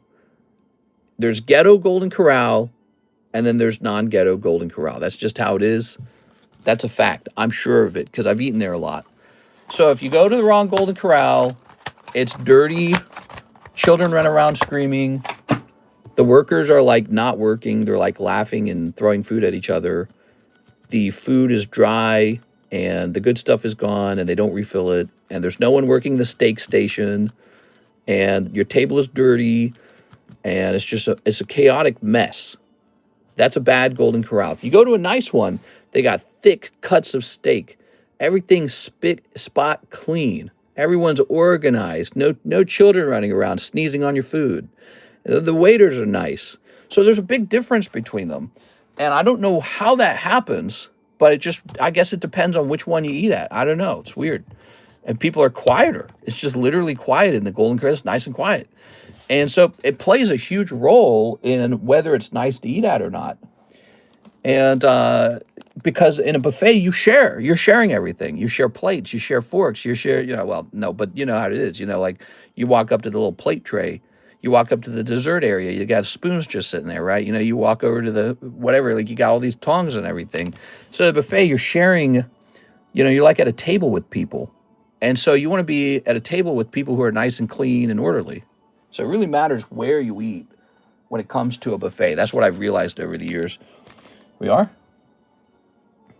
Yummy. I need my girl to give me one of those. Spick and Spack. The one here is semi-decent. Golden Corral here in Dallas are poo-poo. Yes. All right. So how about another pack? What else we got to add to this? Here, let's get an EB3. The EB3 with the manga in it. That's a popular one right now. why don't we also get a pack of, how about this? Here's a cool one. Lost Abyss. That was neat. Let's get some girl cards. Okay. She's pretty girly. We have no orders in the queue. If you don't like waiting a long time to get your orders serviced, now's a good time to place an order over here. We got the 2 Gengars. So a lot of Pokemon in this round. Might end up being a popular round. Let's see. Looking for like maybe one more weird pack of something. Ugh. How about we reach for this box over here? How about these 2 right here? Minecraft and Topps Nintendo. All right. And then we'll grab one more pack. Here it is.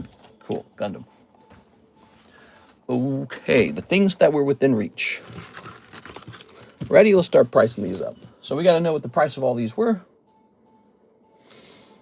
Gundam was like 5. I don't know what this is. Let's claim that it's 4. Might be a discount. Now, what is this going for today? Is this still going for 10? So this is actually 11 now. It used to be 10. That's still 7. BT01 is going to be 3.5. Damn, look at those boobs. I believe this is about $5, right? This is a really nice pack. This is also about $5. Actually, I think it's more like 6 these days, isn't it? EB3. What about those cheap sport packs you were trying to sell off? Those will sell themselves. They don't need too much help. They're very different from all this other stuff. I mean, I could put a sports pack in here. I don't think sport guys are jumping in here because of the little $2 sport pack. And everyone else isn't going, oh, yeah, glad you put that sport pack in there. I wasn't going to jump in without it. Here's a 6. Here's an electric breaker for 4. Here's a SpongeBob for 2. This guy's going to be 4. This guy's going to be 4. Solo leveling. We can have this be 3 for now. What is this? Sneaky Bunko. Sneaky Bunko. You had Mr. Jeff saying I needed to get on some fresh Weiss sets. What do you guys think of that? Here's Silver Tempest for 20. That's a pricey one. Destin Rivals. Okay, Destin Rivals. There it is. So he's going to cost 11 big ones. Wow. And Phantasmal, I think, is the same, is it not? It's also 11. And Mega is going to be 14. Okay, it is a specialty set after all. Let's add this all up, see where we're sitting. There might be room for more packs. Okay. We could run repos today, couldn't we? We pulled that one card back. 11 plus 11 plus 20 plus 6 plus 3 plus 4 plus 4 plus 2 plus 4 plus 6 plus 4 plus 6 plus 5 plus 3. We'll just say 3 for this one. 7, 10, 4, and 5. We're at $129. We get $30 left over. Ooh, $30, you say? Well, my go-to, one of my go-tos is always this guy right here. I love this guy. Blue Sky Streams, awesome card set. I also like a little bit of this Team Rocket. And how about a Matchless Fighters? That's always good. Matchless Fighters is good. How about a little... We're kind of light on One Piece. Let's get one of these bad guys in here. Let's get one of these. Okay, so we're trying to build up to 30 real fast. Let's get here's an odd one. Here's a Union Arena card. Oh, yeah. Union Arena is a thing. Here's a Jujutsu Kaisen. All right, how's this looking now? So this is like, what, 5? I don't know what this is. Maybe like 3. This is 3.5. What is this, like 4 or something? 4 or 5? Let me take a look. Let me make sure. I just do a guess on some of them. EV1 is actually 5. Okay, 5, 3.5. And then these are real cheap, aren't they? So these are the Korean packs. They're cool though, right? I think they're really fun. So this is 2. And the Rocket Pack is 2. And Matchless Fighters, Blue Sky Stream is 3. That's very cheap. That's really nice, actually. So I think we still got room to add more stuff, crazy enough. Some sets really let you add a lot. 3 plus 2 plus 2 plus 5 plus 3.5 plus 3 plus 5. Okay, we've got room for about $8 more. Actually, it's about $7.5 more. Here, let's just grab one of these. Yep. Trash down there? What is it? Like a one-piece thing? Oh, here, bring it over here. Let's see it. Ugh. Kara's found some stuff in a trash can, huh? 3rd anniversary. She kissed at me. What is this? Look what she found in the trash. What is this? Does anyone know what this is? Made in Japan, not for sale. She must have been cleaning up and she found these in the trash can. Huh. New year, ready for new mistakes. Let's see how much these are. Here, let me take a picture with Phoebe. See what these are selling for real fast. I probably didn't buy these. Probably what happened was a supplier gave them to me to be nice, and I just didn't notice it and threw it away. Whoa. Whoa, they're pricey. They're like 60, 70 bucks. Whoa. Holy. What the hell? Don't sell those. Those are supposed to come with the OP13 box. Really? All right, so apparently these are very expensive. I don't know why. I was about to toss one in here, but it wouldn't fit. That's what she said. Those are supposed to come with an OP13 box if you purchase a whole box. Oh, weird. Oh, like some sort of promo card, huh? Well, then the guy who gave me those didn't give me a whole case worth. That's interesting. All right. He said, nah, you can have some of them. Says on the pack, you can't sell them. Better not sell them. All right, guys. So here it is, the new Jumbo Pack Break. It's got a lot of packs in it. It's got a lot of Pokemon. It's got a lot of weird stuff. You never know when one of these packs could give you a big hit. Any one of these could be like the pack with the hit in it.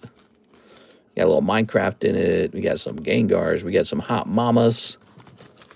Just toss one in and give Karis a raise. She needs a raise. She works hard, man. But she knows when I die of a heart attack from being a, kind of like this unhealthy bastard, she knows when I die, she gets all my cards. So it's kind of like I'm just working for her to collect cards, right? She's going to inherit all my Pokemon cards when I die early. All right, here we are. That's actually true. When I die, she's going to take all these cards. You realize she's going to be one of the top card collectors in America, and she didn't have to do anything but hang out with me.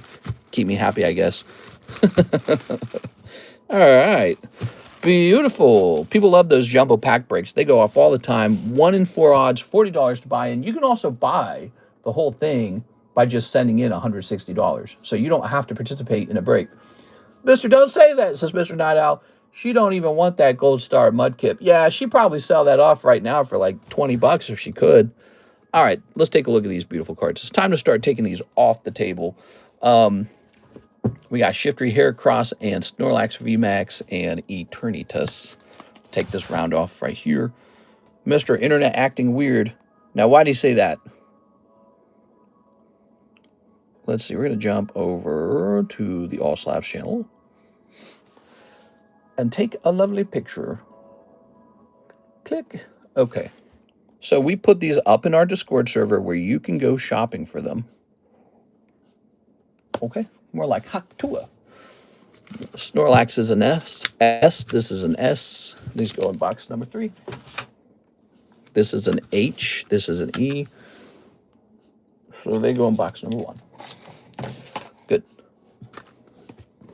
It was weird, all motion with the hands, but the voice was good, then it disappeared. Here's Gyaratal. Good. Gyarados. Gyat! Double Gyarados. The Heartbreak. The two girls hugging break. Here's Raku, and here is a 9. We don't do 9s. 9s go in the 9 box. Okay. All right. Very good. Take a quick picture of that. Scooby-Dooby. Hey, what's up, Mr. Yes, sir, Majid. I'm probably saying your name wrong. I'm so sorry. Sneep. All right. What do you guys think about Mr. Logan Paul selling off his Illustrator Pikachu? Let's grab these 2 Gyarados. I keep hearing about it. It's popping up in my feed over and over again. It is. In particular, I'm being told that he's scamming people again. He's been accused of that a lot, scamming people. What is up with that? Does he ever not scam people? It's one of my questions. I hear he did the whole fractional marketplace thing, which was kind of a cool idea, but it just wasn't a good business. It didn't work. And then as a result of that, he's going to sell the card as if no one ever bought fractional shares in it. Like, what are the rules? Why does he get to sell it is my question. Here's a knockdown. Okay, so we got these 3 right here. Oh, yeah. And here's a lovely boot. We got some great pristines right here. He is scamming people for the fractionalized item and did not pay the people out. Want that money back. A scam on a scam on a scam. Yeah, so like I've heard that the card probably shouldn't have graded 10. Now, that's up to PSA's discretion. PSA probably handed out a week 10, and if they really wanted to, they could reduce it. But they haven't done that, so that's up to PSA. That's not up to Logan Paul. PSA is probably aware of the card. They just don't want to lower it. Okay, so this is Boo. He's going to go in box number 1. This is Mario. He's going to go in box number 2. And this is Yoshi. He's going to go in box number 4.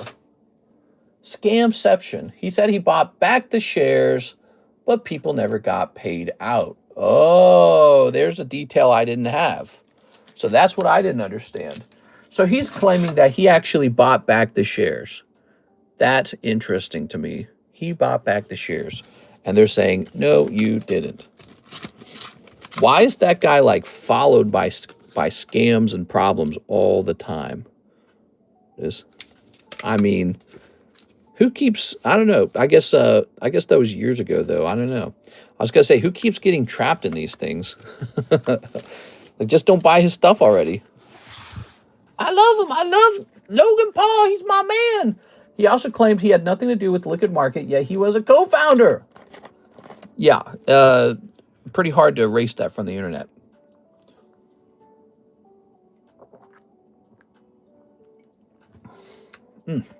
I got chapped lips. Ugh. He is the scum of the earth, poop on the bottom of your shoe, gum in your hair, rock in your shoe, hot side of the pillow type of dude. Oh, man, he's sounding shady as hell, dude. No rules when it comes to Logan Paul. Still has to pay people back for CryptoZoo. Crazy, man. CryptoZoo, huh? People were jumping in that because they thought it was a video game that was also going to be like tokenized NFTs or something like that. And it was going to be like a video game where you can actually play the game and make money somehow. And everyone's like, oh, man, this Logan Paul, bro, he's so rich, he's so smart. Everyone jump on the gravy train before it's too late. And then anyone who actually did get into that lost a lot of money because it never got developed. So you were able to buy the tokens. And then as you bought the tokens, people on his team, he claims it's not him, but people on his team who had already bought the tokens before the game went live, or before the tokens went live, I should say, they sold out of their tokens. It's a classic rug pull. They owned a bunch of them, then they opened it to the public, then they rug pulled. This included the guy, Pokey Guru or whatever the F his name was. So they got rich scamming people with the rug pull. And then they're trying to sue Logan, saying, hey, you never actually developed the game. Eric Rodriguez says, one gym break. Yes, sir. Yes, sir. Here it is, the gym break. We need one more person in here, guys. It's a $15 gym break. It's just a bit of fun. This one is going to be from Fates Collide, the XY era. Take a quick look at that. That's XY Fates Collide. It's just $15. It's not a very serious thing, but it's a beautiful card. Might be a nice gift for someone you know. All right. So Eric Rodriguez, you're going in. Okay. Do you have any nice Butterfree slabs or Starmie? Ooh, those are such specific cards. I wish I knew. I can't think of any. I might have once upon a time had a nice Staryu for sale. He says Starmie. I might have a top Starmie PSA 10 somewhere, but I would be wanting some quality cash for that one. He's a good card. He's very rare, but I'm not even 100% sure if I still own it. I don't know where it would be even. Here's a nice Ifrit. There it is. Man, that's no good, huh? So he's allowed to sell it because he claims that he got all the shares paid off. But then people are just saying, nuh-uh, no, you didn't. Isn't that enough evidence? Like, why is Golden going to allow him to list it? Shouldn't Golden be concerned about the ownership of the card? It's going to be hosted on Golden, isn't it? There we go. Maybe Golden has seen the receipts and said, yeah, he did pay it back. And maybe these guys saying, oh, no, I lost all this money. He's lying. Maybe they're all anti-Logan Paul liars. I don't know. So Golden, if Golden's a platform for selling cards, they can't allow stolen cards to be sold. So what, they're just going to let him sell it? I mean, if it's truly not paid back, he can't legally sell it. I don't think they can. That's a stolen good at that point. That Sippy Cup connection, says Piasu. What? All right, so here's Ifrit. That's not it. What are you talking about? All right. Ifrit. We're going to say that's a Hidden Legends box topper. PSA 10, Hidden Legends, Ifrit. See what happens. Ah, here he is for $140. Why is he so expensive? We'll make ours a little cheaper. I think that's too expensive. We're going to make ours 100. All right. So you get a better price with me than the online price. That's because I am not trying to hold onto any of those Final Fantasy cards. I only grade them for your convenience. Damn, that Ifrit is nice. Yeah, he's apparently $140 online. So I'm going to print a label here. What does this need to be shipped by? These all say shipped by January 5th. Let's get a printing done. Print. Mint berry crunch. Mr. Any Cubone slabs? Let me think about it. We used to have a Cubone Master Ball break, but that finished. It took forever. And then after that, I don't think I have any particular Cubone slabs. However, if you're after the best Cubone in the booster packs, there's a surprisingly good Cubone set for sale right now. Gem 3 has a Chinese exclusive Cubone. Look it up. It's very cute, and it has driven lots of sales on that booster pack. It's two Cubones sitting next to each other. This is going to say bulk box. Hopefully I get my shipment from you in the mail tomorrow. I'm ready. My body is ready. Okay.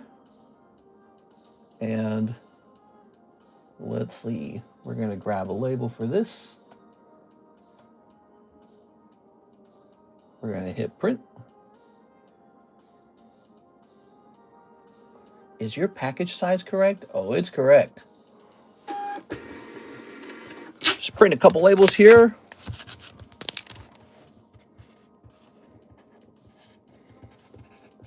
It's all super annoying when you really think about it.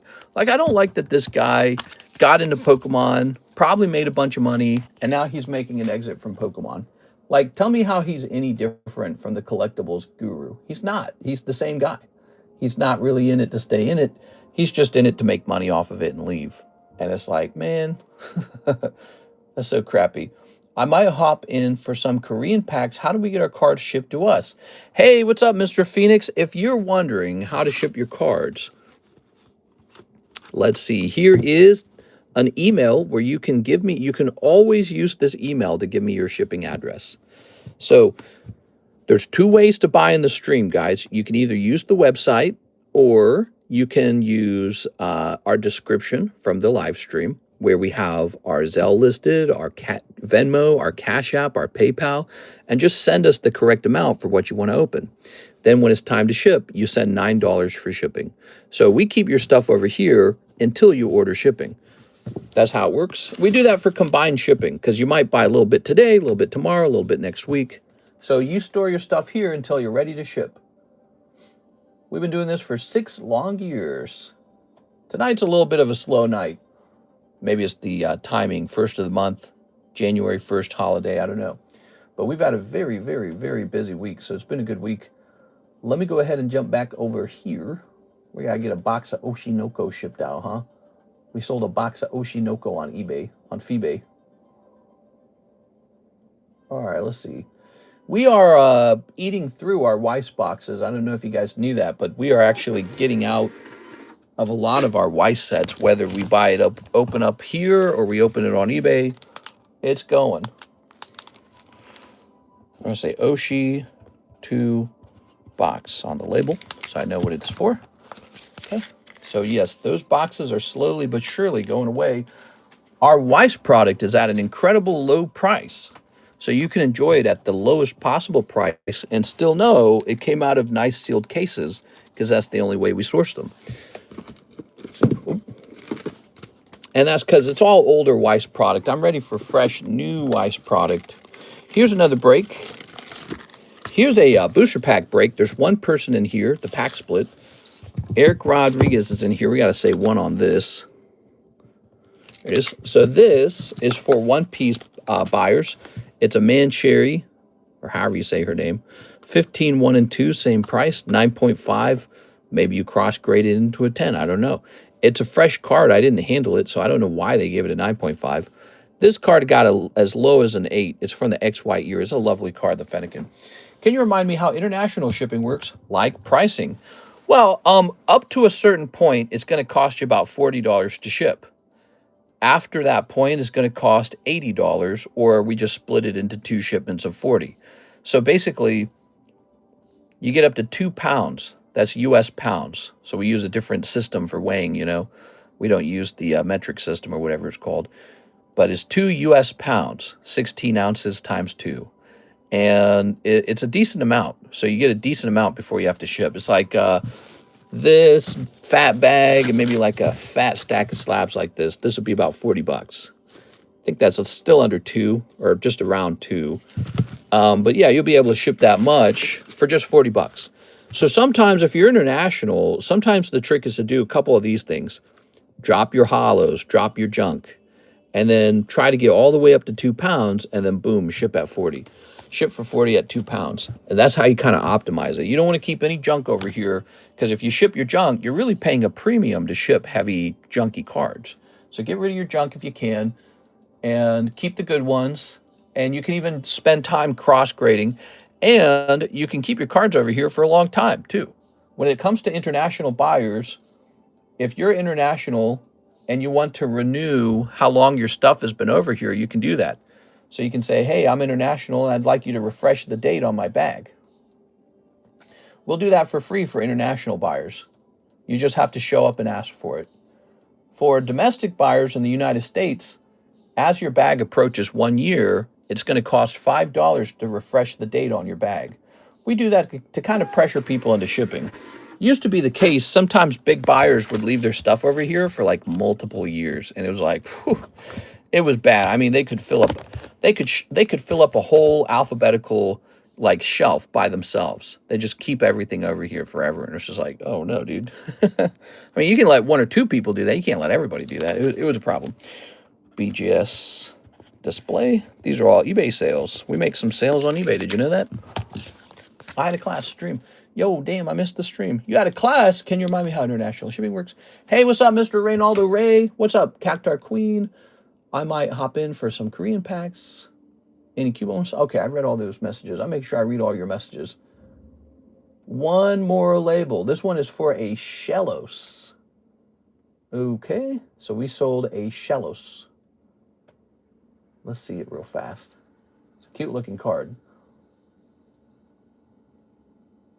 Hit print on that. Looks like it's an international purchase too. So interesting. All right. Let me go grab this Shellos. Should be over here. Not in here. Well, maybe in here. Let's check real fast.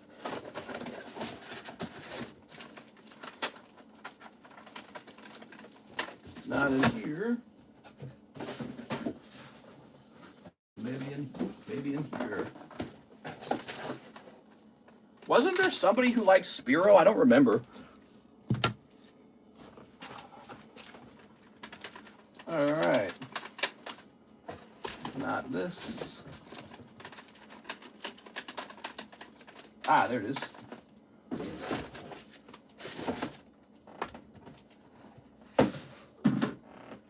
Just sold this slab on eBay.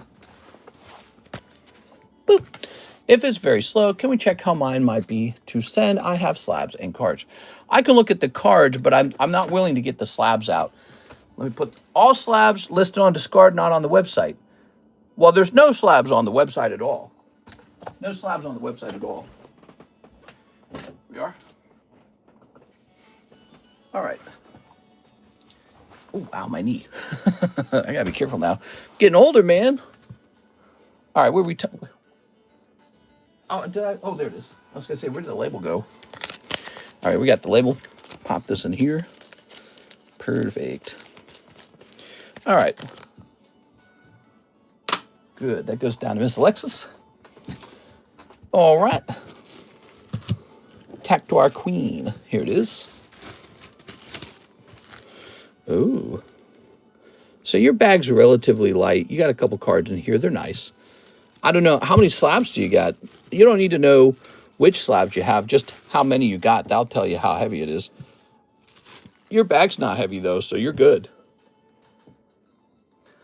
Okay, let me close these up. Close.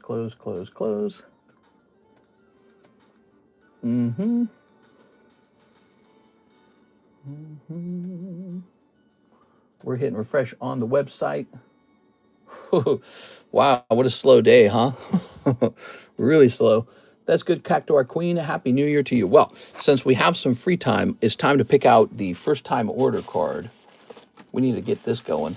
And in fact, I might have a good one right here. We were gifted this. It is by Mr. Mark. So this is a gift from Mr. Mark. This is the first time order card brought to you by Mark. Mark the Generous. Oh, and that's another thing we could get done. Hold on. So let's jump over here to the donation slab. All right.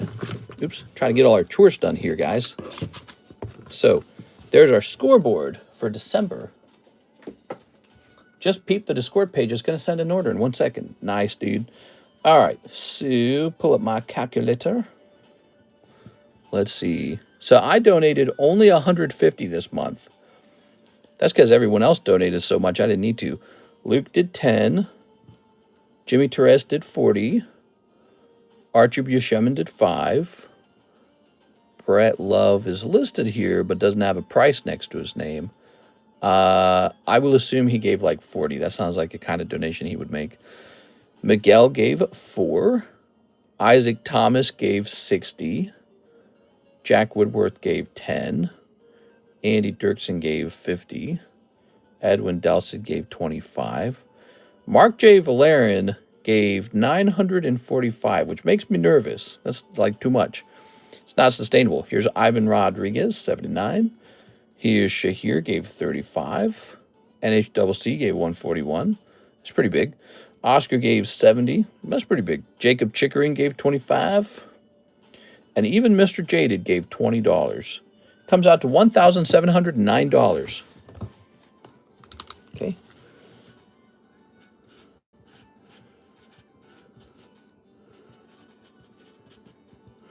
Total of $1,709. Wow, it's a lot of money.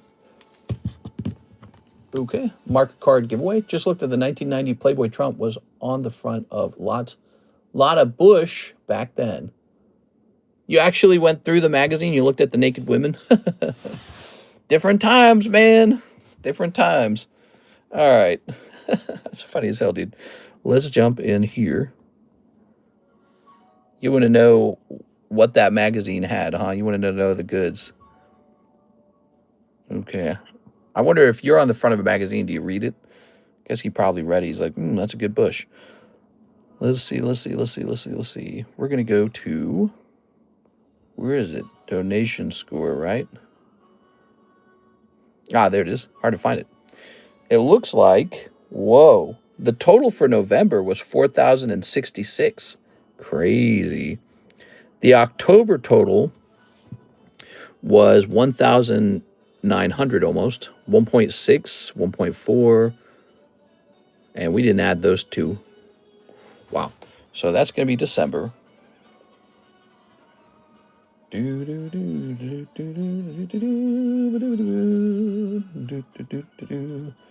I really pushed the November number up, didn't I?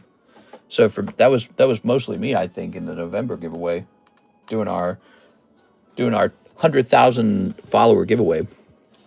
Okay, you're a big hair and big Bush. Bush is coming back. No, it's not. No, it's not coming back. Doubt. What are you talking about, man? All right. Let's see. Okay, beautiful. And let's grab this.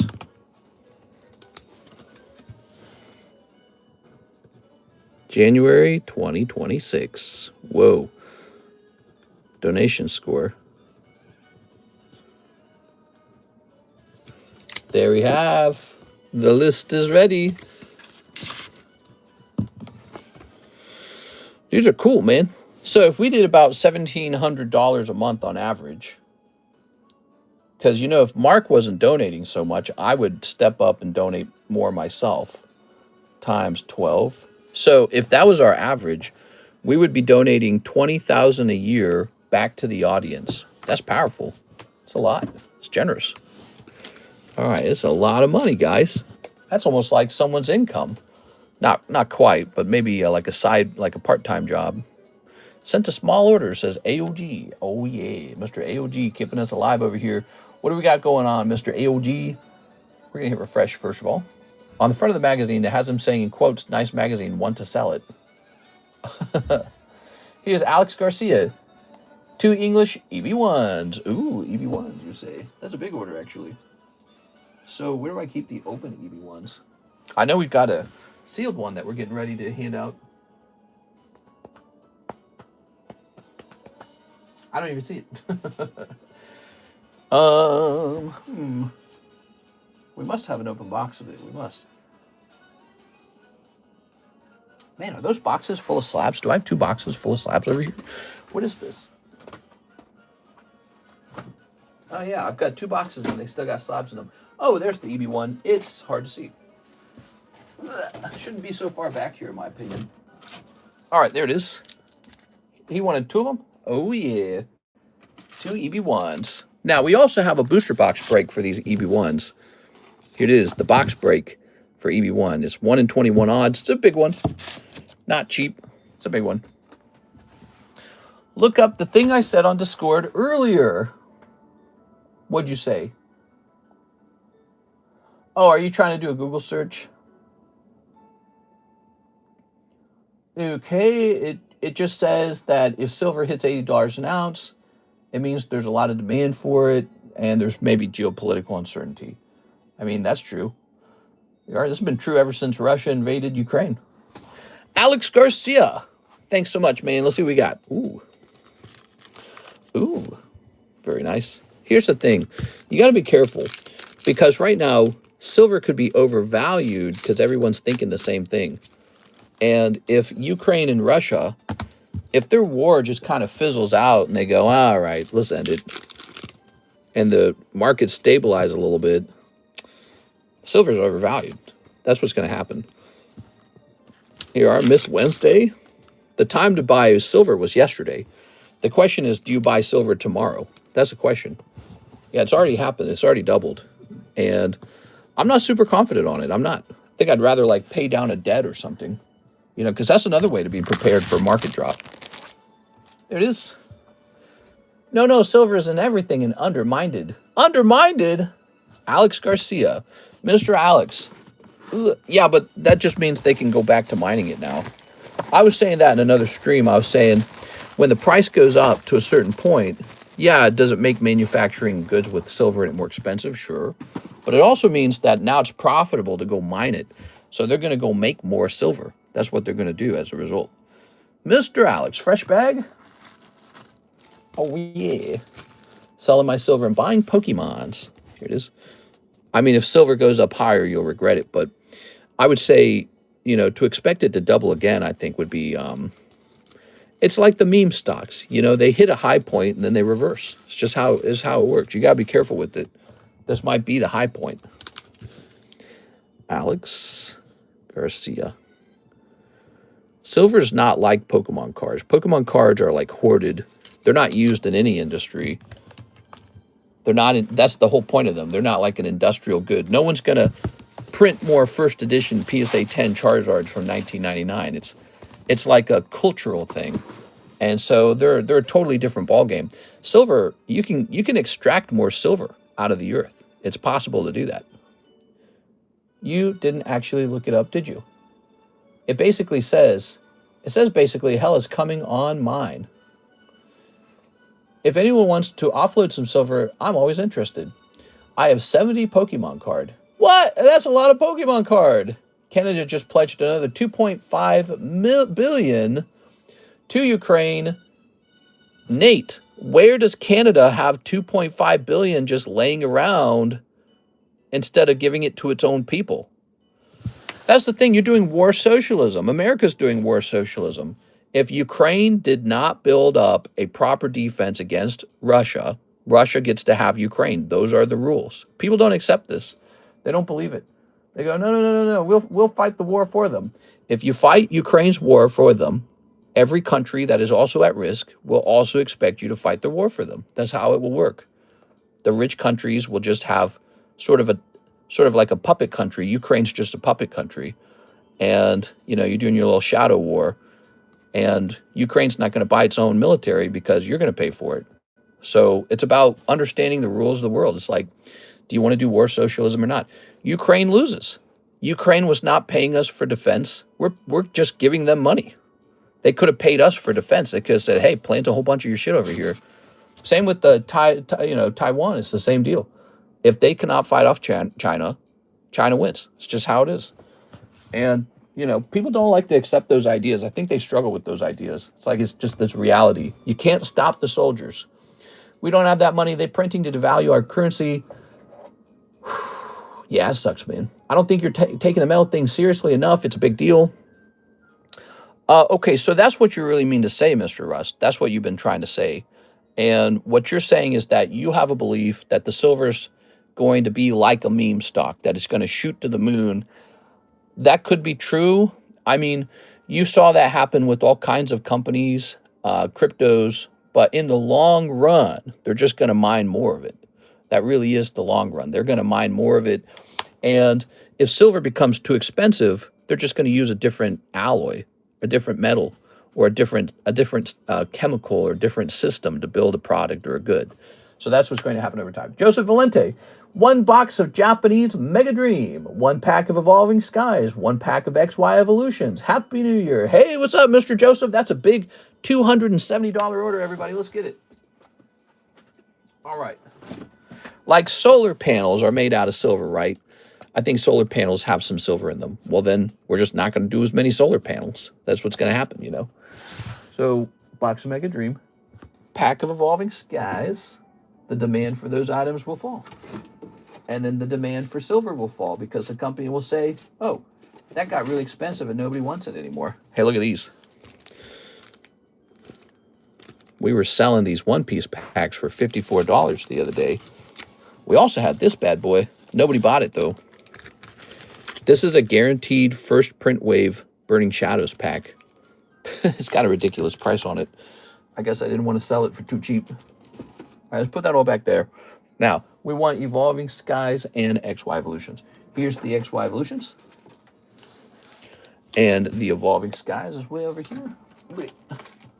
Okay. Nice. Yes, they do, and not making the products with silver is going to happen. Bigger than Mimi and Moon. Happy New Year's, everyone. Mr. Your father-in-law was works, didn't end yet. Your father-in-law was works, didn't end yet. Father-in-law? Mines of Moria. Get the dwarves involved. The Mines of Moria. All right, here we go. Ready? Stability of money is at serious risk. I don't think so. People are predicting like the end of the world, the end of the US dollar, the end of this, the end of that for a very, very long time. I think it would take something catastrophic for the dollar to truly fall. What we saw instead, we saw a strong US economy in the last round of, economic reports for the government. Now, some people speculate that has more to do with the tariffs than with anything else. So they're saying, okay, but the next round of government reports on the economy are going to be bad.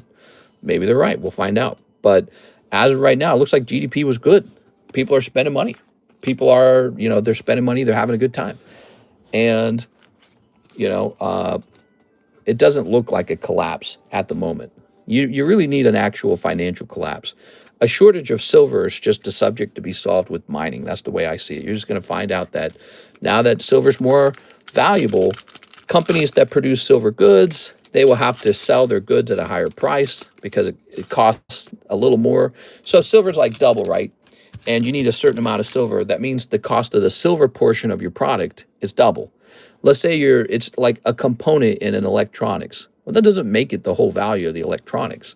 Let's say it's like you need a little bit of silver to build this computer piece. Okay, so that goes up in price. It's not it's not like the whole economy is going to come to a screeching halt. It means that now the consumer has to pay more for a little bit of silver.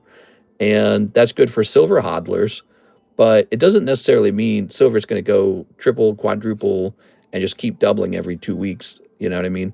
Oh, man, that's a great card. Here's Gyarados. Oh, yeah. You got to be careful because, when you're in the sort of like, I know what you're experiencing, by the way, because people experience this with Pokemon cards too.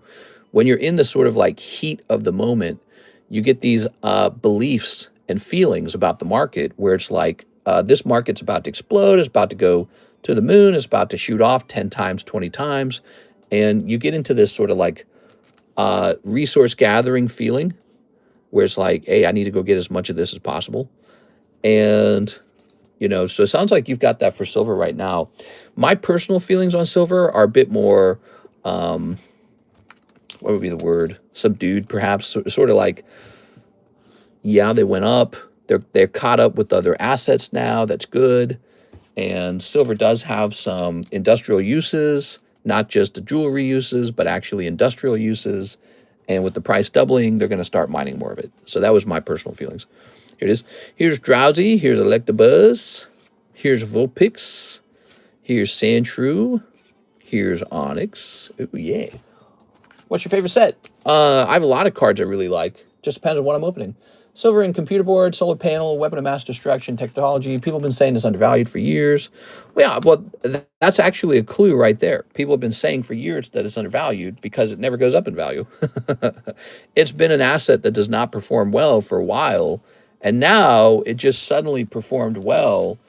But, it's like it's not as rare as gold. It's just not. Silver's not as rare as gold. Gold is much harder to mine than silver, and I think they're just going to get more of it, to be honest. It is eradicate. But you also have to understand, like if these companies are building these weapons and these solar panels and all these other things out of silver, and the silver cost goes too high, they're just going to slow production, which means we're not going to have as many computer boards, as many solar panels, as many weapons of mass destruction. Those things will get a little more expensive and they'll make fewer of them. That doesn't mean that the US dollar is going to collapse. It means now your electronics cost more to own. Like back in the 1990s, people had to pay and I'm not exaggerating here, people had to pay $3,000 to own a computer. And they did. They paid that money. And that money was worth $6,000 back then compared to today's money. So, computers used to cost that much. And so, if your TV at Walmart or like your laptop on Apple costs $80 more because they had to get a whole extra coin of silver or something because of the price, it's not going to stop the economy and cause a collapse necessarily. And it will trigger a future mining because now mining is profitable again. So I have a bit more of a conservative look at silver. I'm not buying tons of it. I'm actually really just enjoying what I have already and just getting ready to pay my taxes. And I'm basically relaxed right now. Nothing feels very FOMO for me in any direction. Although I did just buy that Psyduck, didn't I? Big fan of that Psyduck. Let me show that Psyduck off again. Here it is. $5,000. I probably paid too much. It just doesn't matter. See, because Psyduck's not about beating the market. It's not about XYZ performance. It's just about owning something that no one else owns. That's all it is. Psyduck can sell for $4,000 tomorrow, $3,000 tomorrow. It doesn't matter because there's only 40 of them. And I know eventually there's not going to be any for sale because I'm going to hold mine and everyone else is going to hold theirs. And if they don't, if they put theirs up for sale, I'm just going to buy it again. So he's a great card and I'll just keep buying them. This. Will Smith sued for sexual harassment accused of deliberately grooming tour violinist. What? Was it a boy or a girl violinist? I need these details. Is it good to invest in modern or vintage cards? I like them both. There's times when modern beats vintage. There's times where vintage is way overpriced, you know? And there's times where vintage is underpriced. So it goes both ways. What a lot of people don't appreciate is that today's modern cards are tomorrow's vintage cards, okay? So, yes, it's modern today, but that means it's very affordable, by the way. And if you buy it because you like the artwork and you hold on to it for 20 years, it's going to be very expensive in 20 years. So, are you going to be in it 20 years from now? Is this more of a, oh, I feel like spending money on Pokemon cards for the weekend kind of thing? I mean, if you're in it to stay in it, 20 years is not going to matter. And so just pick up a card if you like the artwork and don't sell. It's very hard for people to do.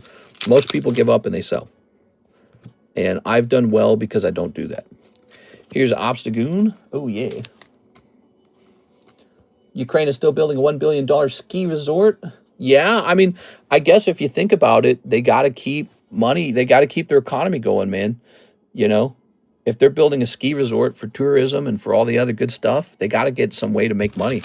It's kind of ironic or sort of like a contrast, but if they don't have something to sell, they're dead in the water. Same with Russia. Russia has to keep its economy going. So when they got sanctioned by the U.S. and by Europe, they immediately swapped over to China and said, hey, China, we're like best friends, right? Do business with us, please. And so, you know, and North Korea and such, Venezuela, they're doing business with Venezuela, our next door neighbor. They're just south of us, and they're supporting the war that we're on the other side of, and we don't smack them for it. Probably because if you do smack them, everyone on the news is going to get mad at you for it. They're going to be like, look at what he's doing. Oh, attacking the bad guy? Here we go. What we got? Oh! All right, finally. We've never pulled this one. Actually, we've pulled a bunch of the Gengars. This is our first time pulling the Mewtwo. Oh, baby. Take a look at that, everybody. Wow. Crazy to think it was so close, so nearby. I really like Mega Dream. It's a great set.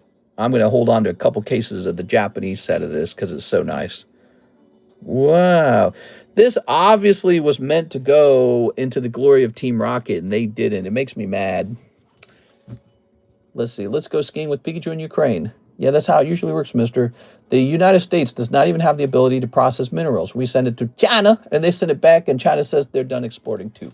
Here we go. All right. Very nice. Let's see what else. We're going to get that top loader, okay? Great pull, by the way. That's got to probably be a top 5 card in this set, right? Mewtwo's got to be a top 5 card. Yeah, don't forget, Mega Dream is not just a Dragonite and a Gengar set. It is also a Mewtwo set.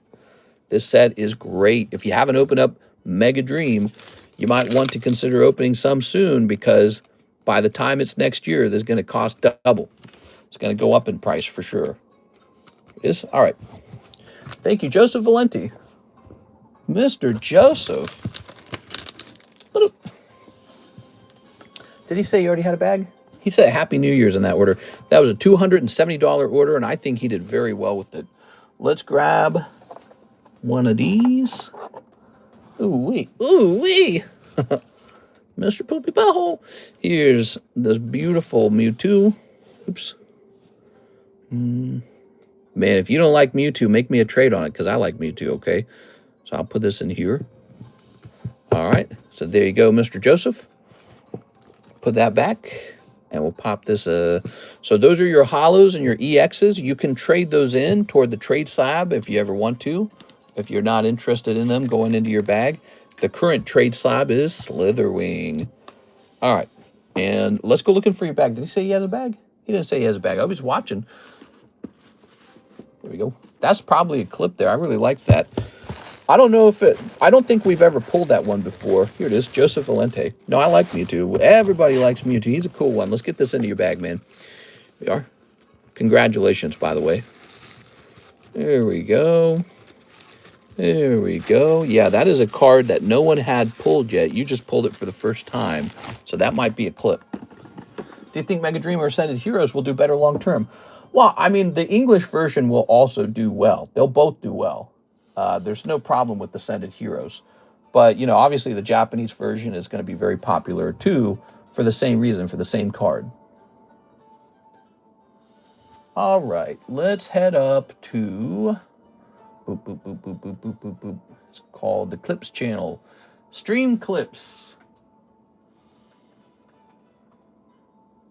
Joseph pulls Rocket Mewtwo. 136 minutes in. That shows you guys, even if the stream's later in the stream, doesn't mean you can't pull a big hit. It's totally possible. Next up, we have an order from our good friend Nathan Gordon. TCC Tanuki Mario Hanafuda 10 slab in the All Slabs channel. The Tanuki slab. Tanuki Mario. Ooh, the question is, where would I put that? Okay, give me a second.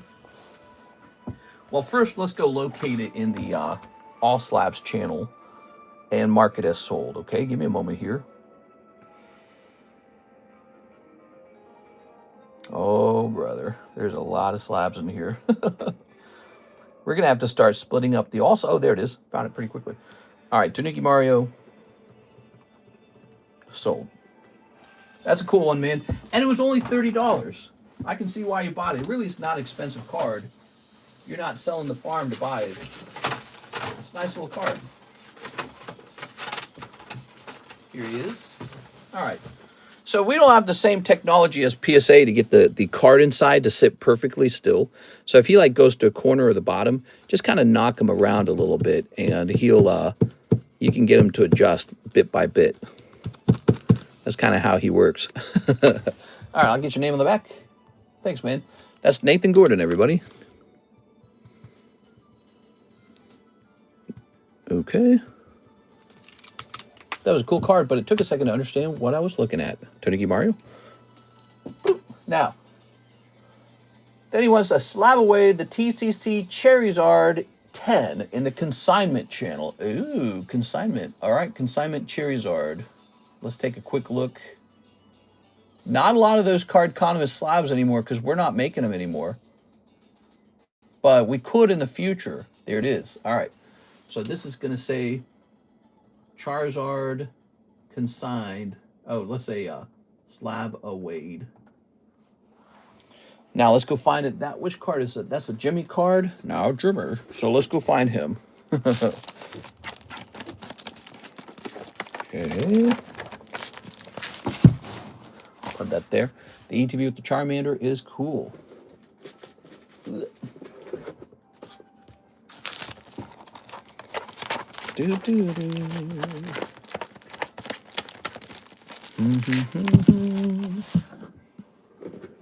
Scooby Buns.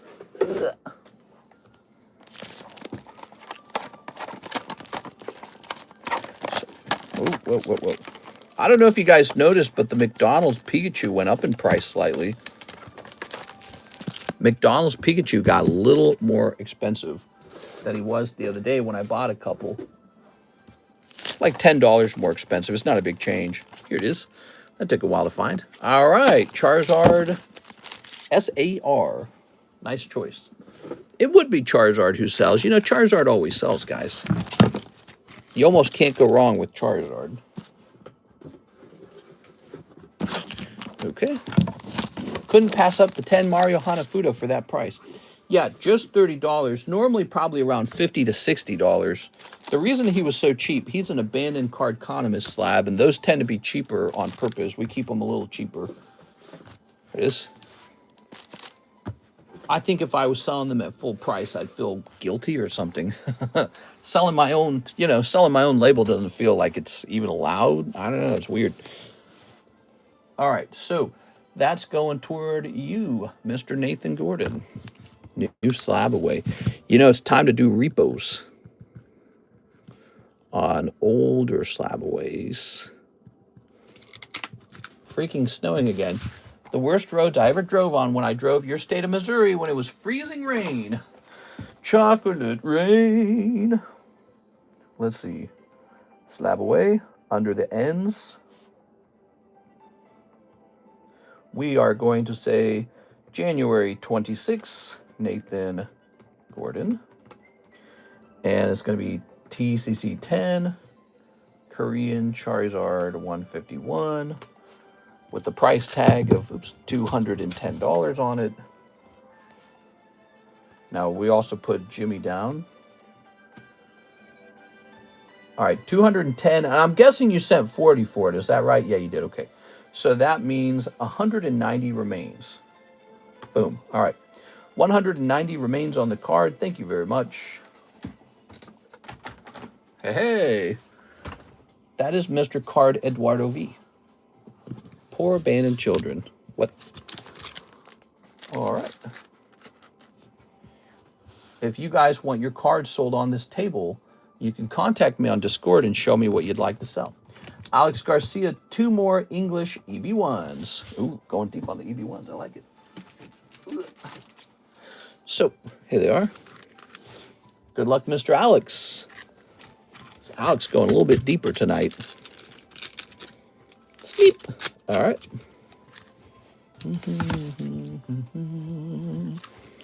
Here's Viola. It's a Viola. Ooh. And Cavendish. All right, you got Cavendish. Ooh. Edward Weevil, Blueno. Oh. One Piece is big business right now. It's going to the moon, man. I'm telling you. Silver and gold are cool. They're very conservative investments, but man, cards have been going crazy. There you go, Mr. Alex. I just updated the OP13 price from $25 to $28 a pack today. And that was crazy because we had just updated the pack the last time we were on.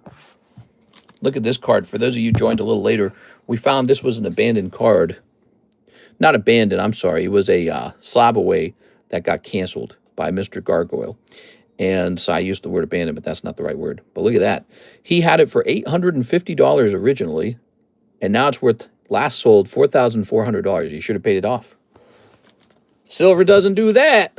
Silver does well, though, but silver doesn't do that. It doesn't go from $850 to $4,400, does it? That's pretty insane, actually. What is that, like times 5 almost? That's like times 5 almost. Times 5 in 1 year. Okay, but will Pokemon fall back down? I don't know. It's a good question. Maybe after the 30th year anniversary is over. Maybe it falls back down. Okay. Next up, we've got no orders on the website. The website is cleared. Okay, we got none in Venmo. We have none in ZELLE. And we have none in PayPal. We're all caught up. But believe it or not, I still have plenty of slabs to price. Look at this guy.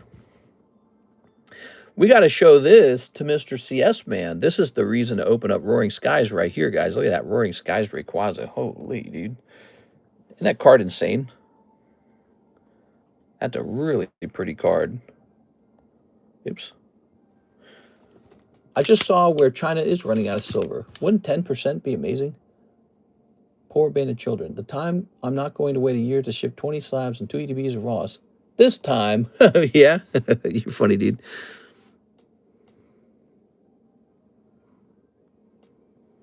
I sure would like this card to grade 10. He doesn't look like a 10, though. All right. Man, back in the day, we used to pull these all the time because we were selling Roaring Skies for like, I don't know. I was buying the boxes for like as cheap as 250 at one point. 250 divided by 36. Yeah. So we were selling the packs, you know, I think we were selling the packs as cheap as $8 at the very, very start. And I was making a little bit of money selling Roaring Skies. And people were like, oh, yeah, Roaring Skies. And I thought the art style was very strange on them. Here's a popular card. You guys ready for this? Look at this. The point I was getting at, when a Charizard goes up, yeah, great. When silver goes up, it's like, holy crap, this could be serious economic things going on. Not a quick flip for $100. Nah. I actually don't agree with that. I think it's okay. You know, so silver is used... Here, let's ask what silver is actually used in. Let's see. You know, if you get a bunch of people hoarding silver, it's just going to cause more silver to be mined. What are the most important things that are made out of silver? So obviously silver makes jewelry, right? All right, let's see. It is used in circuit board, and it is used in semiconductors, smartphones, automotive electronics, and it says it's used in solar panels. It's used in some medicine, wound dressing, catheter, antimicrobial, water purification. It's used in some batteries, silver oxide battery. It's used in jewelry, and then it's used in coins and bullion. So it looks like the most important use will be electronics. So think of it like this. Wait, let me ask it. Okay. How much silver is in an iPhone? Listen for a second, okay? You ready?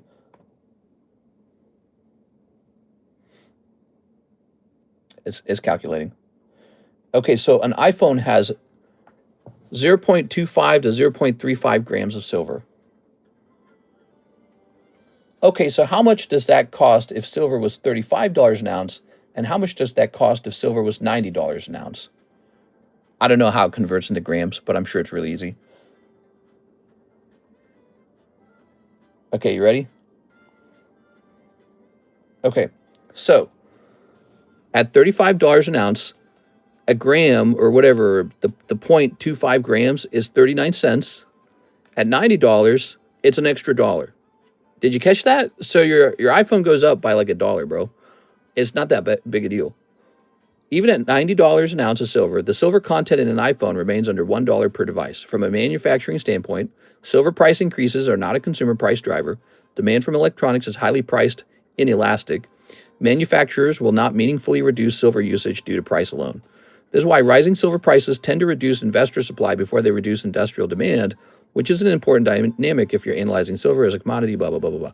So in other words, your cell phone doesn't really have that much silver or gold in it. It's like the smallest little flakes of metal. And I already knew that. Why did I know that? Because I watched a lot of videos on how to extract those precious metals from the computer chips, because I was very curious about it. It was cool, right? It was like a science project. So I watched a lot of videos on that. You got to get so many circuit boards together to get this little nugget. It's like not even an ounce. It's just this little drop of gold.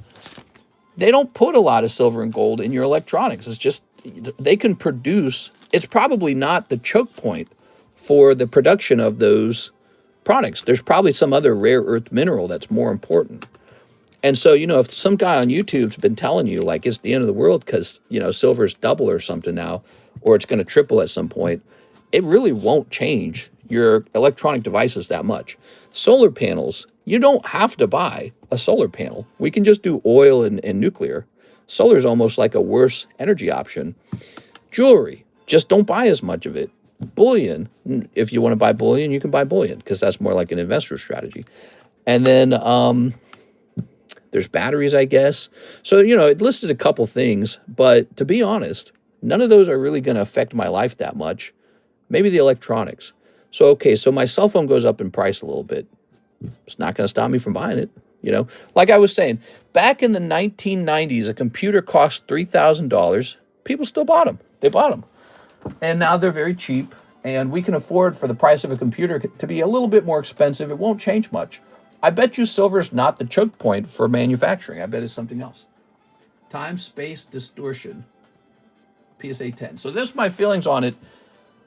Oil fields use solar panels and wind turbines to get power to as well. Read the first 2 sentences to the chat from Gen Chat. That's the point I'm making.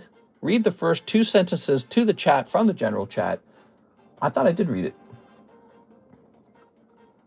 Let's see. He said, I'm going to watch Lord of the Rings. Google search, what if silver hits $80 an ounce? I think I read it all right. And then you posted a picture from Google. All right. And it says something like there'll be a supply shortage of silver. But you know, once there's a supply shortage and the price of silver goes up, there's going to be now a motivation to go drill for more silver.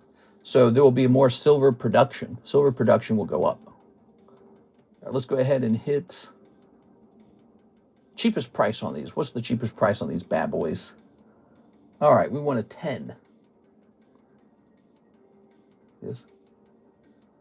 All right, let's see. Let me tell you what they're not printing. They're not printing any more of those legendary collection Gengars that I wish I owned, but I don't own.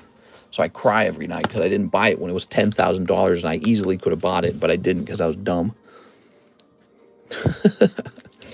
I'll be 120.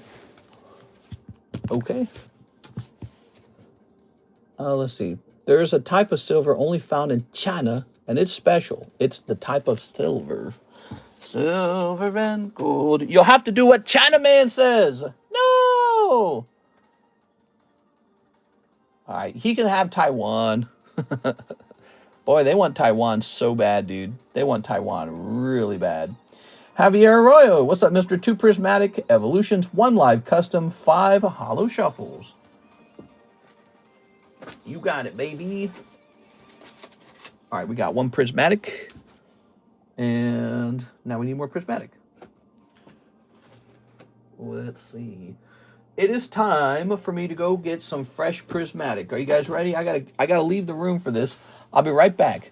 Google Straight says it signals extreme market conditions, not a supply shortage. I don't know. People have been saying that the economy is going to crash tomorrow, like, I don't know, since COVID, really. And it just keeps petering on. I don't know. I don't feel too strongly about the economy either way. I don't feel too strongly about it. I think we're in an inflationary time period, and that's not going to reverse. And it's a great time to own debt. That's how I feel about the economy. But I don't feel like it's going to crash tomorrow.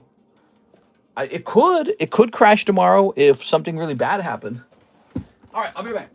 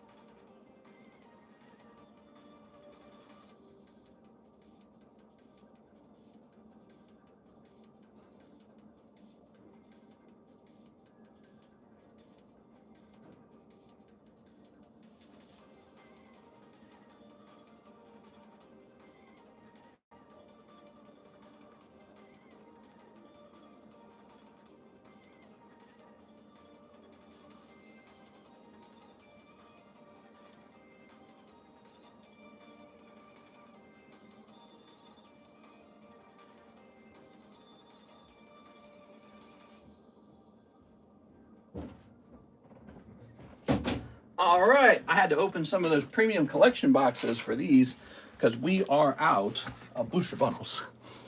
We're not out of booster bundles, but I have a case of them and I didn't want to open it. I have a sealed case, so it's time to start trying these. Whew. Miss DB says, I owe you 55 because I ordered 6 Phantasmal packs and I believe you opened 11. What? Is that true? Did you get something good out of them? Let me see, Diane. Well, Diane, I'm going to have to take back your poll. What'd you get? Oh, yeah, you got that. That was good.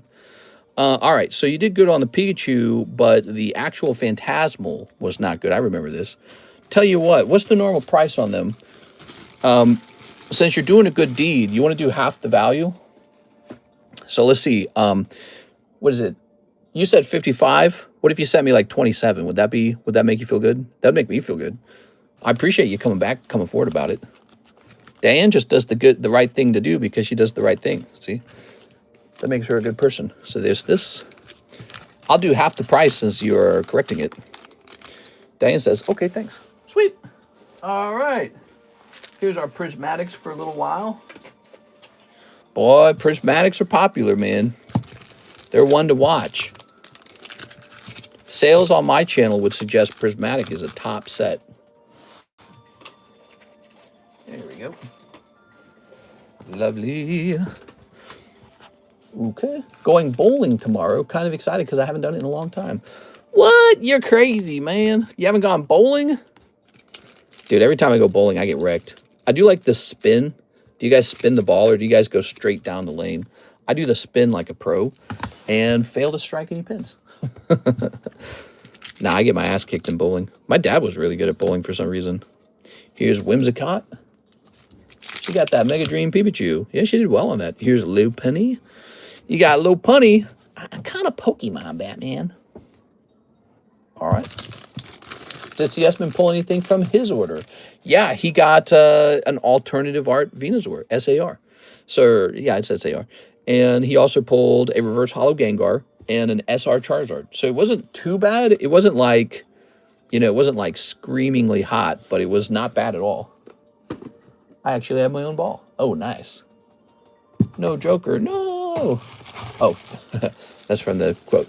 No Joker. It's too damn hot in here, says Mr. Mike Side. Yeah? What are you saying? How about that moment in that? Oh, no. We can't do any spoilers. I was about to say something about Stranger Things. All right, here's a Voltorb. There's no laws against the Pokemon, Batman. Oh! He's fine. That's why he's in a holder. All right, very good. Now, we're not done with Mr. Javier. He needs a live custom and 5 holo shuffles. So it's cool about these always being shuffled that you might get another hit out of here, Javier. Let's see how it goes. Spoiler review. You guys ready for the spoiler review at the end of the stream? The economy did crash. We're just all in the Pokemon dimension. 1, 2, 3. Shaboom. Shabooey. Bababooey.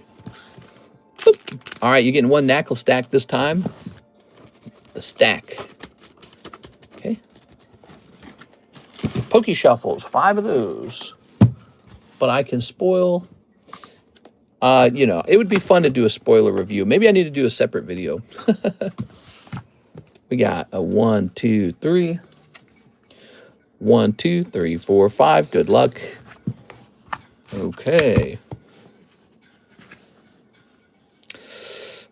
Just cold this time, man. Just cold. Okay. Javier with the J. We're putting this card in. She didn't get sucked into it.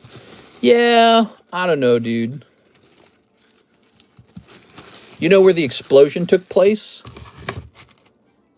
That would have been right next to where the one person was. So that doesn't make sense, does it? How does that add up?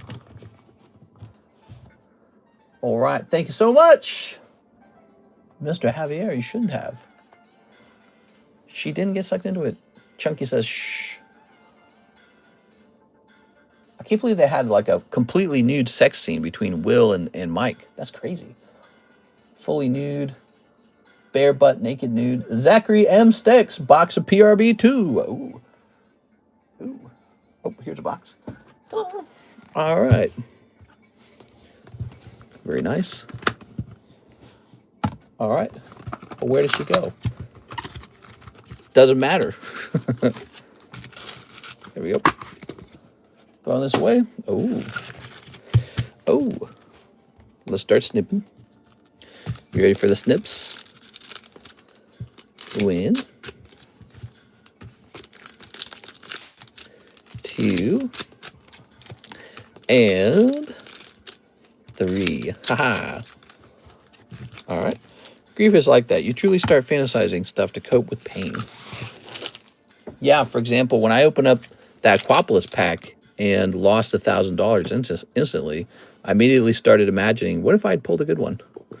All right, we're starting with this guy. Here's this girl. Oh, this has a unique hollow pattern to it. I never noticed that before. This is for Mr. Zach. How you doing tonight, Mr. Zach? It's SR. Okay. Oops. Okay. Here's this guy. And he's the corrected version of that card. Remember, there's an error version. Oh, shanks. Oh. There you go. Mr. Zach, I was just talking about how the price of OP13 keeps getting lower and lower. Keeps getting cheaper and cheaper. Here's, ooh, Trafalgar Law. All right. Here's the pink-haired girl. Oh, Trafalgar Law full art. There you go. Second channel full-on stream review. Yeah. You want a review of the show on the second channel? All right. Oops. Should he get his own sleeve? What do you guys think? Is that a good idea? Oh. Here's a hollow. Here's your full art Dawn card. It's raining too much in California. Rah! Tirade. California love. Here's this guy, Sabo. His name is Sabo. I actually remember that. All right. And this is Kahulu. What's his name again? Roronoa Zoro. There we go. Haha. Sabo Roronoa Zoro. And here's one of these. I don't remember that guy's name, but he's the kicky guy. Sanji. I'm starting to know all their names. Whoa. What's going on here? Thoughts on Logan Paul Pikachu PSA 10 scam? Yeah, so it seems that the major part of the scam revolves around whether the people who bought a fractional share of the card get paid out properly. If they don't get paid out properly, he's a scam artist. That's all it comes down to. You know, you can't commit to sell your card as a fractional share and then fail to pay it out. It is. Some of the guys probably don't want to be paid out. They probably want to continue to own it. And when it goes up into auction, whatever it sells for at that point, then they want to be paid out, because that was the whole point of owning a fractional share. You buy a fractional share because you believe the card is going to rise in value. And when it does, if it happens to get sold, you want to benefit from that. So I'm on the side of the guys who bought those fractional shares, not on Logan Paul's side. He's got to do the right thing. And if he won't do the right thing, the SEC or something has to get involved. I don't know. Somebody has to enforce some kind of rules around this. It's so frustrating to watch, you know, like these rug pulls and everything occurring all the time. Well, this is not a rug pull. Rug pulls work with crypto. This is not crypto. Logan Paul doing a scam? No way. When are you going to fractional share a card? Would you guys like that? Would you guys like that if I did a fractional share on a card? I thought about doing it. It just seems like a lot of work. Maybe we could set the website up to do it.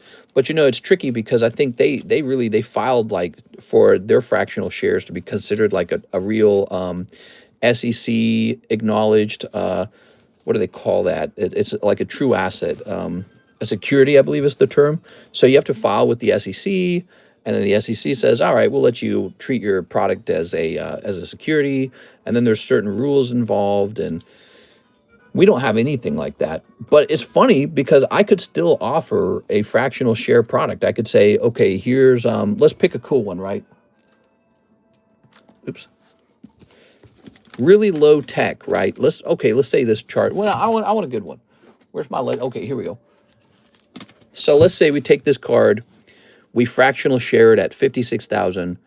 Your minimum purchase price of a fractional share, $100.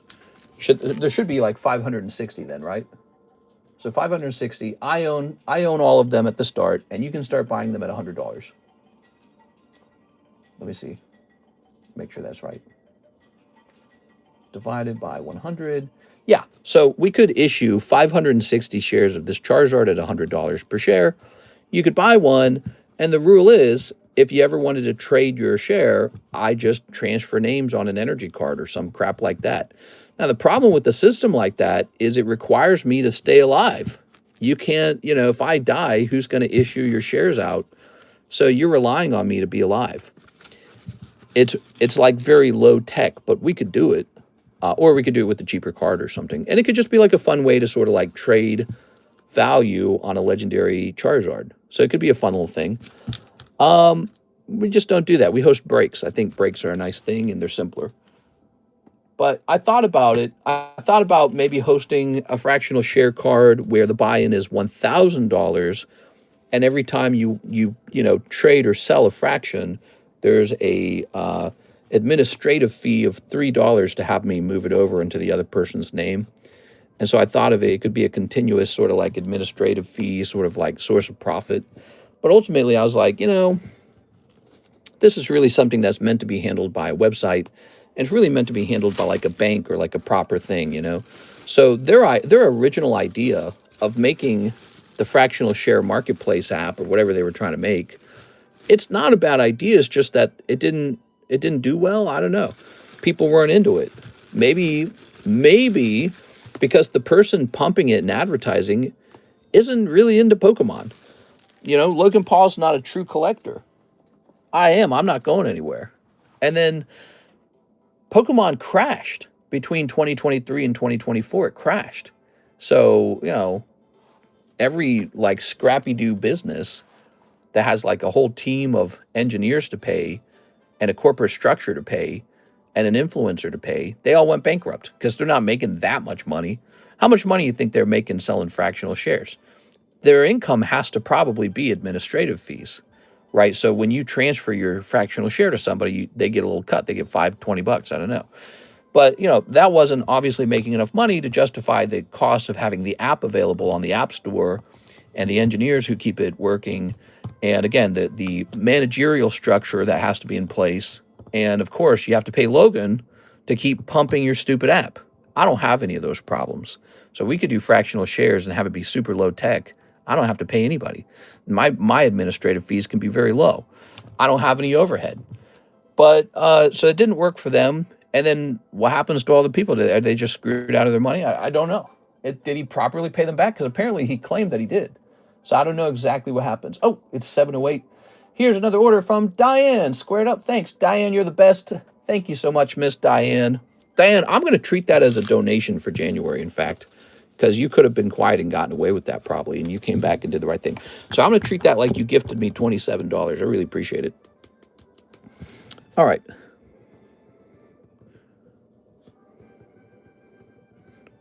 So nice. I'm doing a little hard here. And it's going to say 27. All right. Mister, did you see my order? Yes, sir. Yes, sir. Mr. CS Man, that was the first order of the stream. We actually already serviced it. I'll show you your polls right away, and you can rewatch it.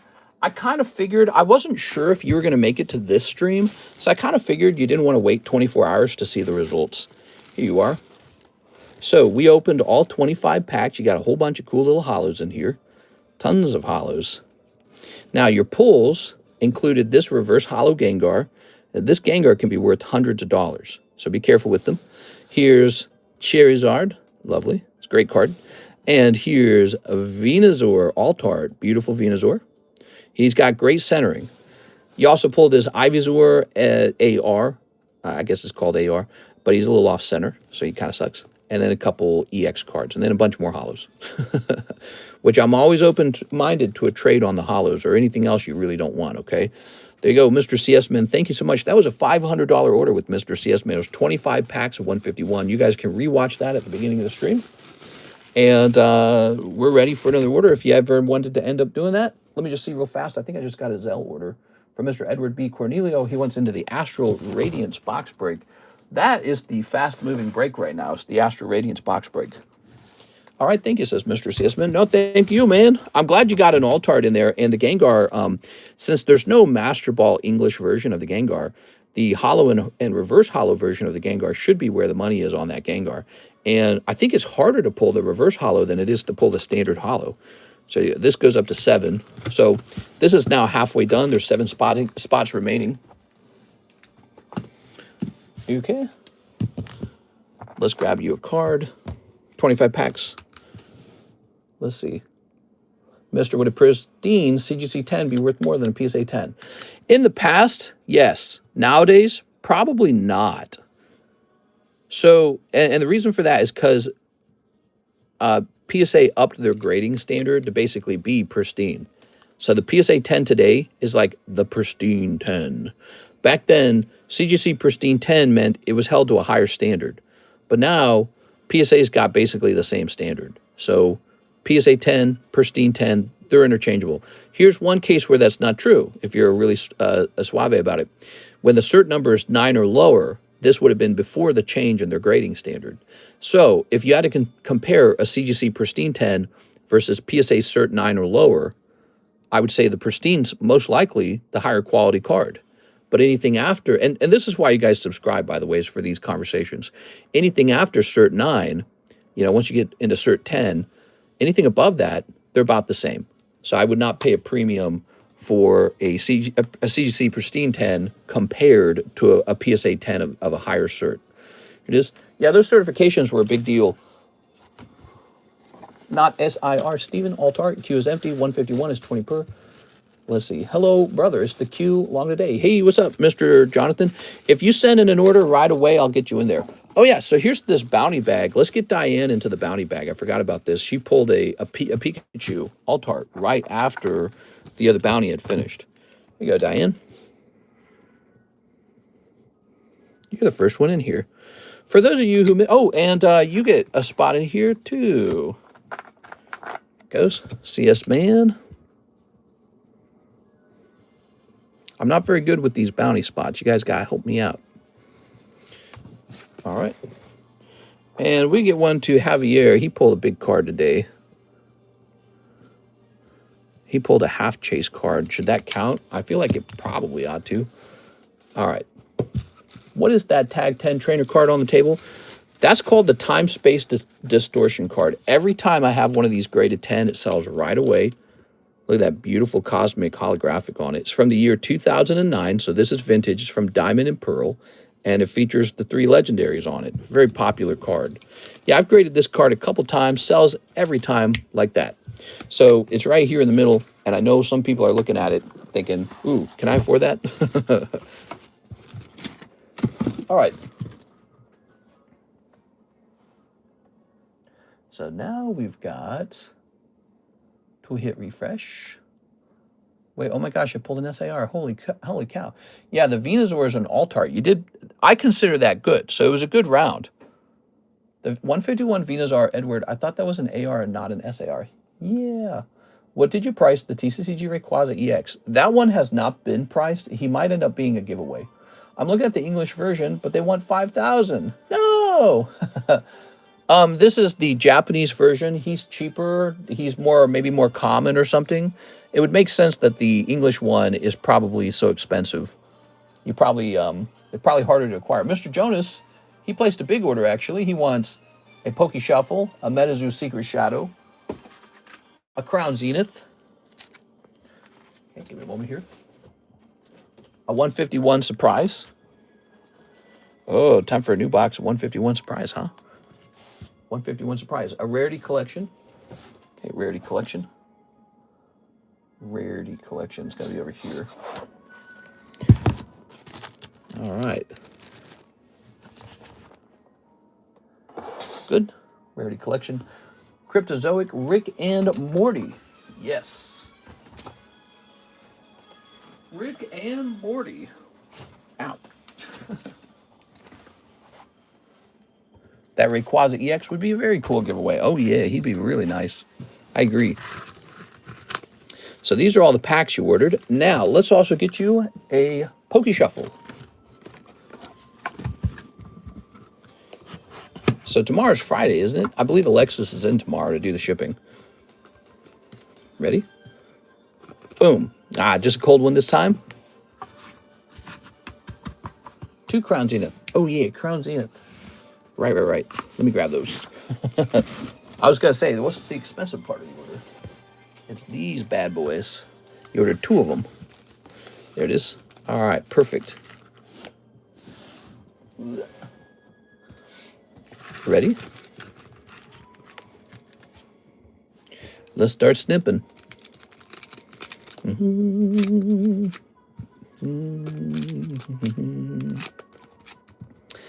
Little snip here, little snip there. Couple of these, couple of those. Boy, it's crazy how much Prismatic's been selling, huh? I've been speculating on them Rayquaza EX. This is a mean-looking Rayquaza. Yeah, he's a really good-looking card. I think he'll do well over time. There's nothing wrong with him at all. I noted that a long time ago. I owned one. I should have kept it. I stupidly sold it because I always thought, well, it's just an EX. All right, what we got?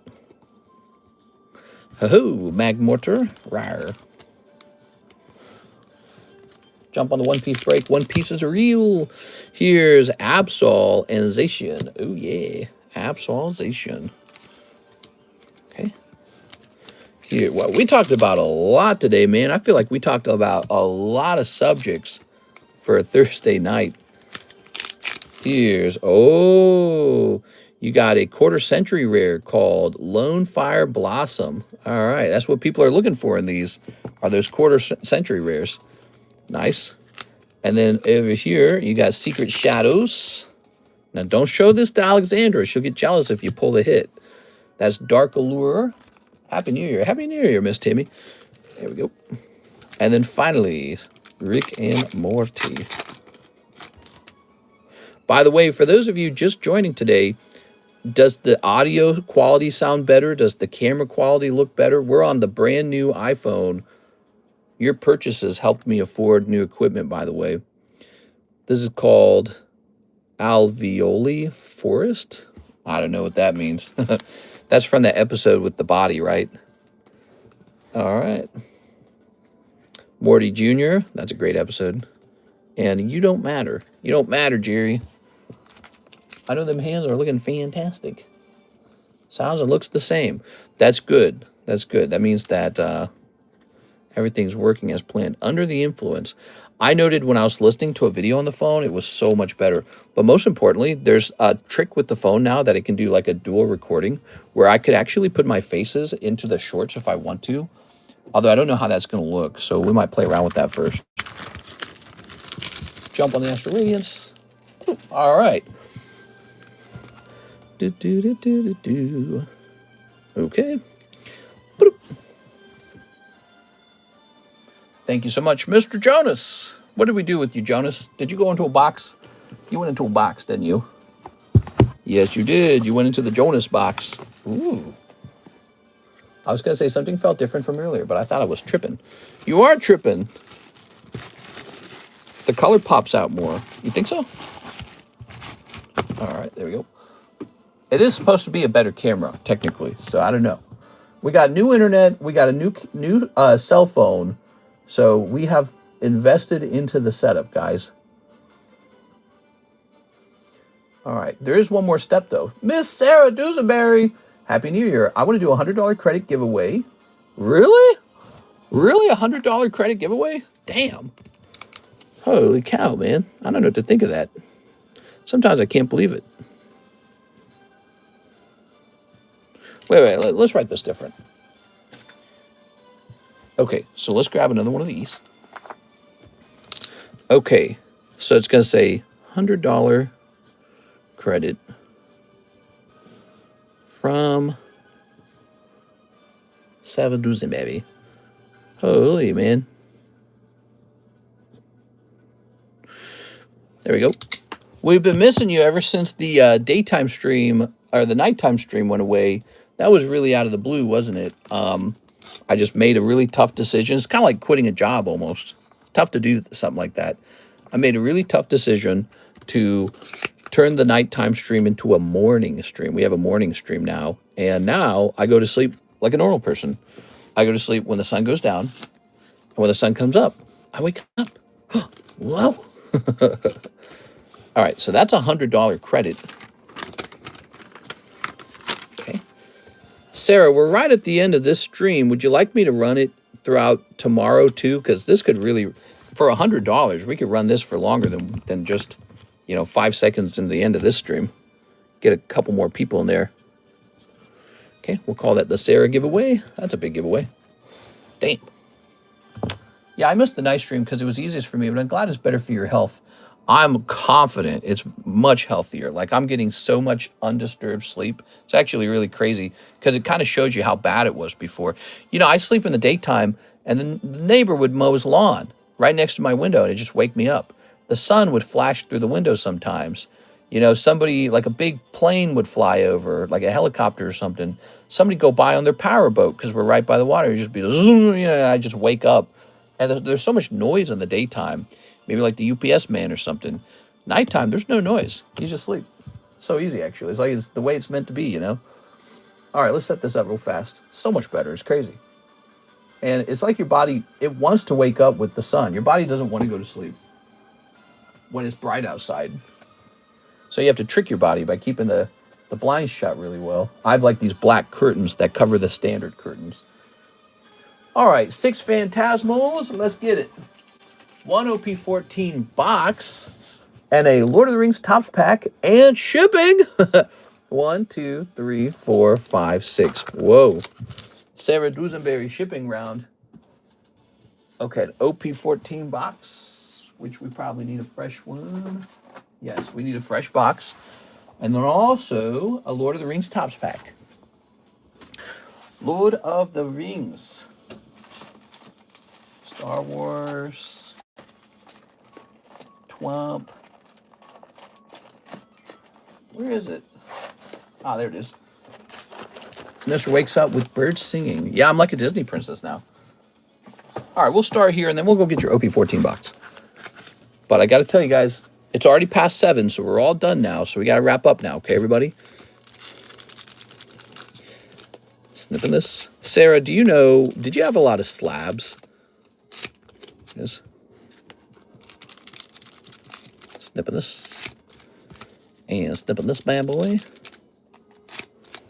Okay. We're wrapping up. The cutoff for the evening stream is 7. Oh. Sklandolf. Okay, these bad boys. All right, cool. That's your whole pack. No Siggy in there. Sometimes you can find a signature in these packs. I can't quite remember. Okay, so we've got Lombre Megalopunny. I was asking because I was thinking what kind of label we want to put together. Here's Tauros Toxtricity. I know you got a lot of boxes, so we're probably going to do, I don't know what we're going to do. Maybe like a, Togedemaru. Definitely going to be pricier shipping. We're probably going to do USPS priority for you. The question is, how many labels do I need? Do I need 1 or 2? Megalopunny. Here is, oh yeah, I like this Mega Gengar. It's so weird that this set had a Mega Gengar in it. And it's called Phantasmal Flames, right? And it's got a Gengar on the cover of it. See that? So it's called Phantasmal Flames.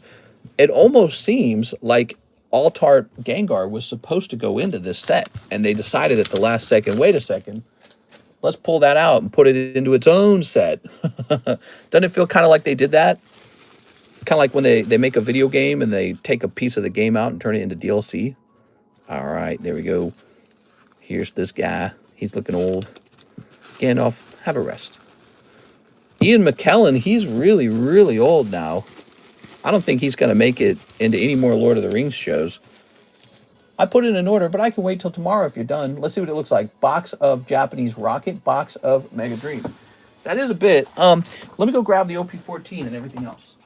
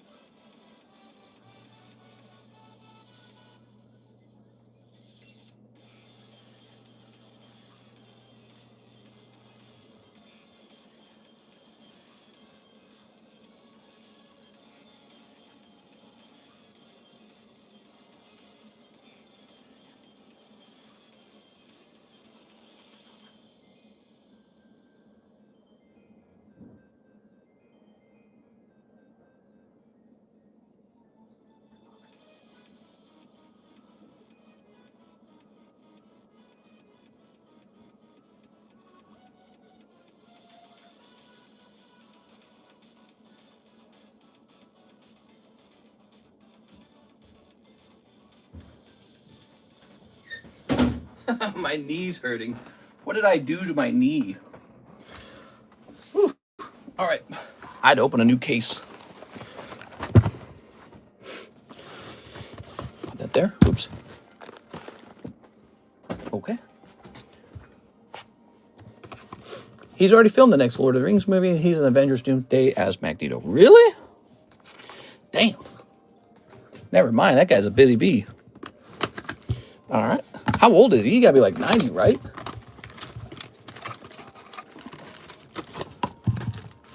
Trying to imagine a life that I didn't pay $75,000 in tax and deductions. I put in an order, but I can wait till tomorrow. That's a great order. Rip it. All right, here it is. So this is for Miss Sella. 1 OP14. 1 Magma, please. Miss Sarah, it's nice to have you back. Good to see you. She's doing a generous $100 giveaway just out of the kindness of her heart. Holy, bro. He's in the next trailer. Looks like a badass older Magneto. Huh. I'm going to look like a badass when I'm 90. He's 89? Holy Jesus, dude. What a lucky guy. Gets to live to 89. Are you getting English OP14? Yes. Scared of all of the One Piece sets right now. Yo, Luffy. More like Floofy. When's the next One Piece set coming out? When's the next English one coming out? Here's the average Pokemon card collector. I'm playing with you guys. That's not true. Okay. Ooh, Jinbe. I know his name. I want to fight Dark Forces in Middle Earth at 89. Boa Foot Penis. Here's a hollow. January 16th. Okay, that's about 2 weeks away, huh? Time to sit down and do some restocks on everything, too. You know, I haven't done that in like I want to say like 2 weeks. I haven't ordered much. Take a little break from it. I think I stopped ordering cards when we swapped over to daytime stream because, I don't know, just feels different, I guess. Because I got to get back on the horse, start spending that money. Part of my job is to spend money. Make sure that's not a Dawn card. We don't want to miss the Dawn card. All right. All right. And all right. Did we miss the Dawn card?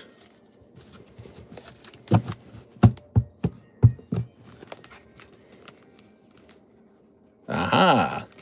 Perfect. Got it. It's also incorporating EV4 to bring English in line with Japanese. Okay, so it's like 2 sets. That's cool.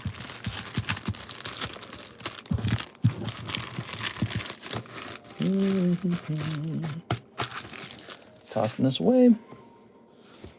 I paid a $300 import tariff fee today. That was fun. It goes. 89 is a solid lifespan. Dude, that's crazy long. Is there any reason why you choose to invest money in PSA 10 set cards over trophy cards? Oh yeah, trophy cards, they're all right, I guess. I think they look ugly. Many of the trophy cards are way uglier than just like the standard collectibles. And people only collect them because of that word trophy. Like it's like, okay, it says trophy, that means it's good now. It's like, really? Who made up those rules? So no, I've done very well with non-trophy cards. And it's not that I couldn't have afforded a trophy card. I could have afforded some of them. Not the top ones, but I could have afforded some trophy cards. I just don't want them. They're ugly. Miss Diane, 1 box of Japanese Rocket, 1 Mega Dream. This will be the last order of the day, the evening stream. All right, well, things heated up right at the end. Just got to remember that with the evening stream. The closer you get to 7 p.m., the crazier things get, huh? Okay. All right. Oops. Mr. Go Rest. Yeah, I need tons of rest. I'm very weak in my older age. Now, we had a nice day today. Kirsten and I, we went out to eat together.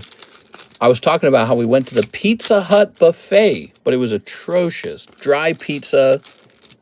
Nobody was there. We were the only ones there. A weak, horrible salad bar. Pathetic. Piff. All right, let's see if you get double trouble here, Miss Diane. What do we got? We got Clefairy. The Sunflower Fish. Pizza Hut buffet was atrocious. You got the Com Tower. Ooh, the Com Tower. I guess it comes with age, huh? Yeah, I'm getting old, bro. Thanks again. Got to get back to work. Hope everyone has a great day. Thanks, Sarah. All right, so we'll make a note that Sarah popped in around. Oh, are you kidding me? Are you actually getting it? You gotta be kidding me. Double Pikachu? Oh, that's a clip. That's a clip for sure. What? How do you do it, Diane? She got double Pikachu. Look, she pulled this yesterday. Look at this. This is nuts. They must have been right next to each other. It's like an error or something. This came out of the same case. Okay, this is the same case of cards. And there were 2 Pikachus in there. Wow. Wow, very lucky. That's the good karma. You know what happened? Miss Diane came back because I accidentally opened too many packs for her yesterday. And she's like, I want to pay for those packs you opened that I didn't even ask for. And so she sent me money for them. And then she gets a double Pikachu right afterwards. That's got to be like karma or something, right? Cosmic karma or some crazy stuff like that. Here's Dust Docs. That's definitely a clip. We got 2 clips out of today's stream. That's pretty good. 2 clips out of today's stream. Surprisingly. We Rocket Mewtwo and a Crown Pikachu. There it is. Mega Dream, guys. It's a good set. This is a solid set. Now, Miss Diane, we're going to go ahead and mention this to Mike's side. That is out of the same case. That is cool.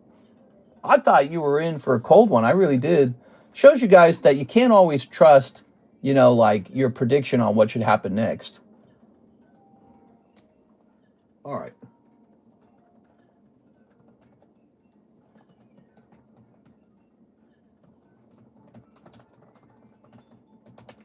This was at the 193-minute mark. Boom. All right. All right. So, here's Many Pants. It's Many Pants. Today, we pulled the Rocket Mewtwo for the first time. And I thought for sure she was just going to get hosed. She was going to get like a cold box or something. Instead, she pulls out the Pikachu. I'm like, bro. These boxes, they're unpredictable. We've had cold runs. We've had hot runs. You don't know what you're going to get. Dreepy. All right, lovely. Okay, well, that worked out really, really well for you. I'm going to pop this into your bag. Where did we put your bag? Oh, put your bag to the side here. That's funny. All right. Now you got all these lovely cards here. You got a ton of these hollows. If you ever want to trade those, let me know. I look pathetic right now, sitting on my couch, listening to you on my phone, watching an auction on my PC and poker on my TV. Woo!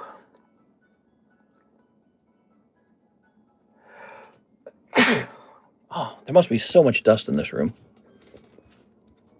The doctor's going to diagnose me with lung cancer one day. He's going to be like, it looks like you got smoker lungs. Did you smoke? I'll be like, no. I just sat in a room with Pokemon cards every single day of my life. Oh, shouldn't have done that. It's going to turn out like all the chemicals that go into Pokemon cards. If you just huff those chemicals, you die of lung cancer. Or like maybe there's just like dust everywhere. Bro, Cousin TJ here. Breezy and I were just talking about you. Hope you are doing well. Long time no see, and bless you. Thank you, Mr. Legendary Pest Control 9722. All right, box of Mewtwo. Let's grab a Mewtwo for Miss Diane Bailey. Thank you, Diane. You're keeping us busy today.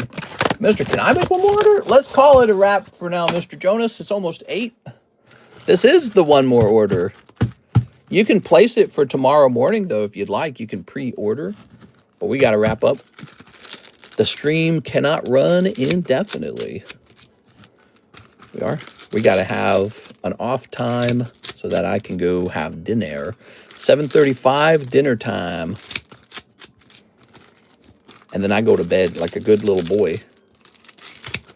There we go. Very nice. All right. There you go. Cousin TJ. Wait, you mean like my cousin TJ? Do I have a cousin TJ? Brizzy. Brianna? Well, let me see. Who are you talking about?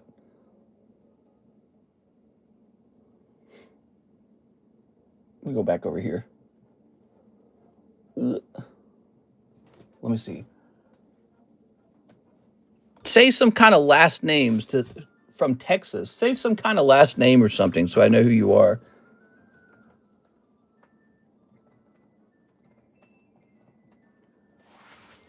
Marianne's son. Wow. It's so weird that you found me. How did you know it was me? So strange. So you run a pest control business. Is that what you do? That's very cool, man. Look what I do. I'm so gay. I run Pokemon cards all day. All right, here we are. So weird to think. I have not seen you in like 20 years, it feels like. Ellen's sister from the Hinky side. Yeah, okay, so you're here. So this is a cousin of mine from a very long time ago. And I've not seen him for like 20 years. It's been that long. Bree and Erica. So Brianna, what does Brianna do? I heard Brianna left home and Tom and Trina sent her to like college or something. Ooh. Just bought yellow and blue. Boop.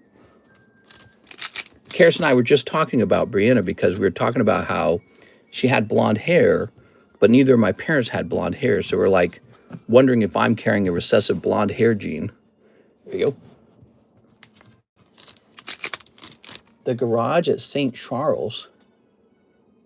I'm very confused. Just bought yellow and blue. You mean yellow and blue, the Pokemon games?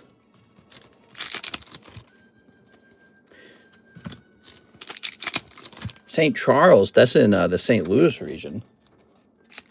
Just put this here. Yeah, I haven't seen anybody from my mother's side of the family. From my dad's side of the family, I actually stopped and said hi to my grandparents like 2 years ago, just actually to see if they were alive. So if you didn't know this, TJ, I kind of disappeared from home like 18 years ago. I disappeared. Cousin's got to go on the giveaway. Oh, shitty. That's a funny idea. Here's Blaziken. All right, Blaziken. Here we are. Yeah, so, you know, I didn't really talk to anybody in the family about it, but things were not super nice in our home. And there's a point where I can't take it anymore, and I leave home. Bree left, yes, wild story. She just left my house on her way back to college. Law, yes, the Pokemon games, the last time I saw you was there. That was a really long time ago. That was like 20 years ago. And you have a sister. You have a sister, Vanessa. Is that right? I actually can't even remember everybody. That's how long it's been. Here's Reggie Rock. You know, here's Articuno. Okay. Tell me some interesting news, TJ. Do you have any interesting? I actually don't know everything that goes on with the aunts and the uncles and all that. You are. Here's a cold one. Yeah, when I left, I basically just cut contact off with everybody and then climbed up from nothing. Now I'm a Pokemon card YouTuber. It's surprisingly successful being a Pokemon card guy. Nobody would have predicted that when I started, maybe. Okay, very nice. Miss Diane, we're all done. He found you because you're famous. I don't know about famous, but we do have a lot of Pokemon cards. Now he's a Pokemon master. Yeah, I'm a Pokemon master now. Bree left. So you're hanging out with Brianna. That's interesting. We are? All right. I think I said hi to her once on like Facebook or something. Okay. I can't remember. All right. I got to wrap up now, though. It is 7:40. Mr. TJ, if you ever want to talk more, you can always contact me. Well, you probably contact me through my email. It's my email. Okay. I left Texas for the same reason that you guys left. Couldn't take it anymore. I'm back, bro. The aunts and uncles fell apart even more so after the news that Brianna dropped. You mean dropped out of college? You'll have to tell you have to tell me more information about it. I'm very interested in knowing all the things that have happened over time. I just when I left home, I just 100% cut ties with everybody. And it was sort of like, I don't even know how to describe it. It's just like, I wanted to be left alone. And wasn't your guys' fault. It was just I had a really kind of stinky family. They were pretty stinky. That's the truth of it. Too much work. I think it was too many children, not enough money. It was really rough. So it was just a bad situation. So I left home, and leaving a home that way is kind of like you're not supposed to do that, So I kind of felt like the black sheep. So I left, and just years later, I just hear bad things all the time. I heard bad things in my family that happened all the time. Like, oh God. I too moved in with Uncle Tom. Know about Eileen and Chet. Oh yeah, yeah. I don't even know how much all of that. I've heard whispers and stuff. I don't know about all that. I can't spell your mom's name. All right, so this goes to Miss Diane Bailey. Here you go, Miss Diane. That's so crazy you ran into me. How did you find out about me? I feel like now I have to say I have to be more careful about using naughty language if people I know are watching. So funny when you're anonymous, you feel like you can say whatever you want. It is. Okay, we'll toss this over here. Miss Diane, thank you so much once again. All right. Let's see what you wanted to order real fast, Mr. Jonas. Okay. Mr. Jonas. He has 2 Crown Zenith, 1 151 Surprise. I think we need a new box of the Surprise. Love you, man. Brianna and Erica, lol, don't be lol. Erica and Brianna, don't be. We are. I have no clue what you're saying. All right. Oh, told you. Erica and Brianna told you. We are. Yeah, I guess Erica knew I was probably having some card success because I think I just told her. She's like the one family member I talk to. I talk to her on occasion. And every now and then I send her son some Pokemon card gifts. Okay, we'll grab... No, wait a second. That's the wrong one. That's Mega Dream. So I'm like mega distracted. Let's get the 151, actually. Miss you and your brother and sisters. Would love to see everyone together again, but I know it's a pipe dream. Yeah, that's probably a pipe dream. Man, things were... they were so bad, dude. There we go. Crazy to think about, There we go. She my link to everyone. Who, Erica? Yeah, Erica, I think Erica is one of the nicer siblings. I think that's why she ends up kind of being able to talk to people. Tossing that. Yeah, it was pretty bad. I don't know about all the stuff about my dad, but it's funny because I left because of my mom. She was the crazier one to me. And so it's funny to hear that, so you had some siblings having trouble with the dad. And then on my side, I was like getting out of there because of my mom. She was just too crazy. We are. How many siblings? I had 11 brothers and sisters, 11 of them. And then one day I left, poof, like a ninja in the night, and never saw them again. That was it. Now it's been like 18 years, maybe 19. So it's been a while. Jeez. Yes, she is. We are the same age. You and I are the same age? You and her are the same age. Yes, bro, just finding out. Yeah, for me, the family was just like, dude, my mom must have been crazy, dude. I still think about it sometimes. I think she had like OCD or something. I think she was going a little crazy, to be honest. But how can you have 11 rowdy kids and stay sane, and then also have, money problems too? So, as an adult, I understand it at least a little bit, but I still wouldn't have behaved like her. She was just not that great, man. My mom needed like a parent watching her. That's my, conclusion is she needed someone to tell on her. She needed some kind of parent watching her.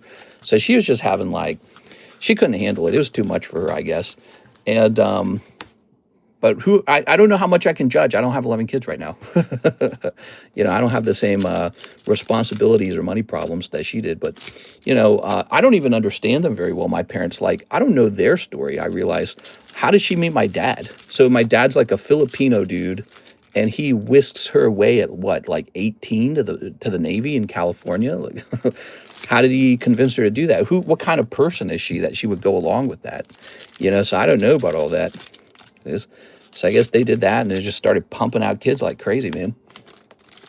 Me and Erica, she tricked all of us as a Christian. Haha. Yeah, I think my mom is sincerely Christian. So Erica and I might have different perspectives on how, what went wrong in the family.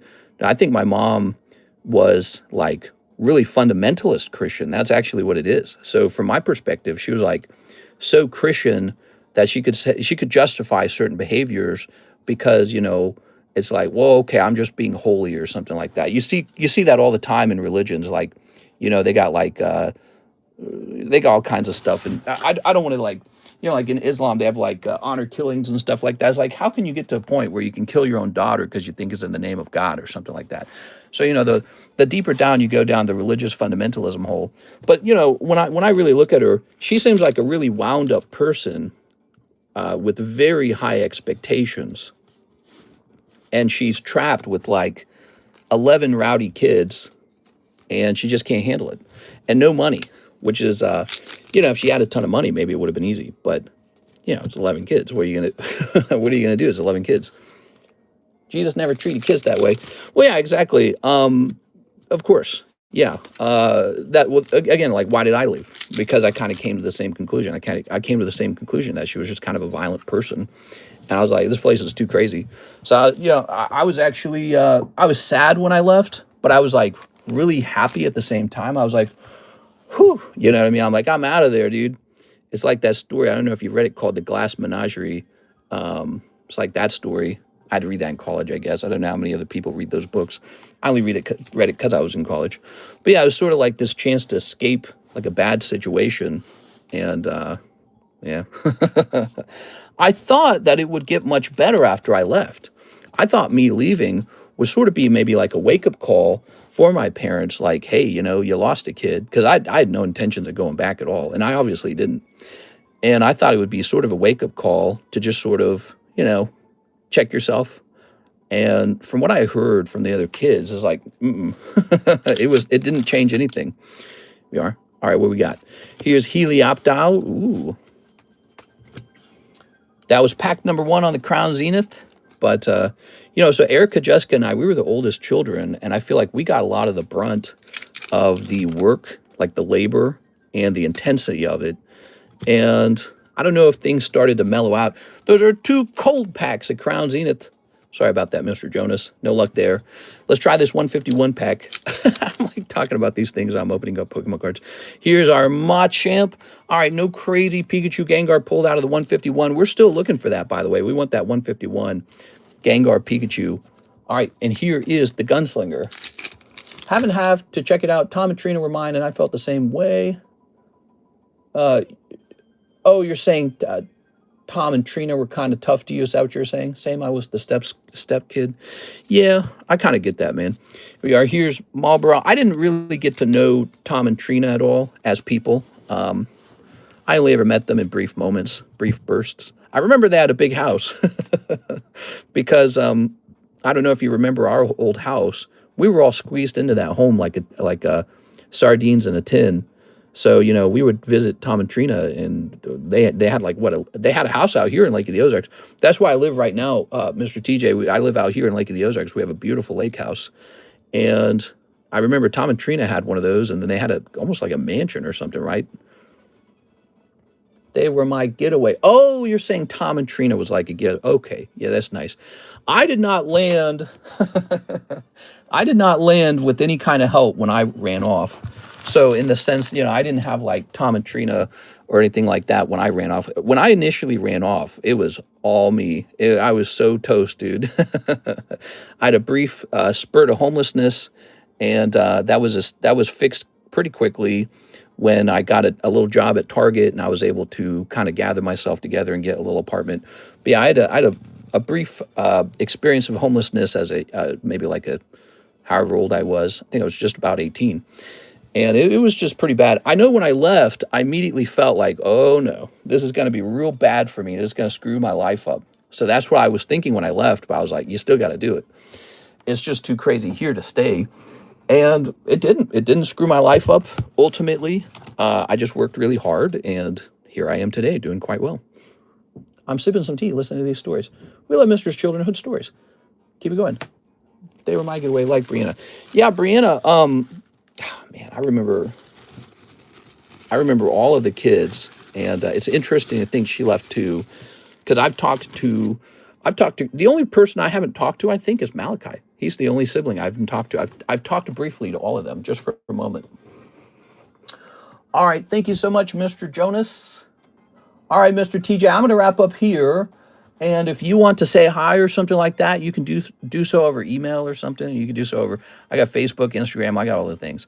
So you're welcome to say hi, and I'll just say hi back, whatever you want. All right, guys, I'm hopping off. Thank you so much. Look at that, it's like 8 p.m. I remember at Weatherby Lake. I have pictures of all of us there. It's truly amazing that you made it. I would love to catch up.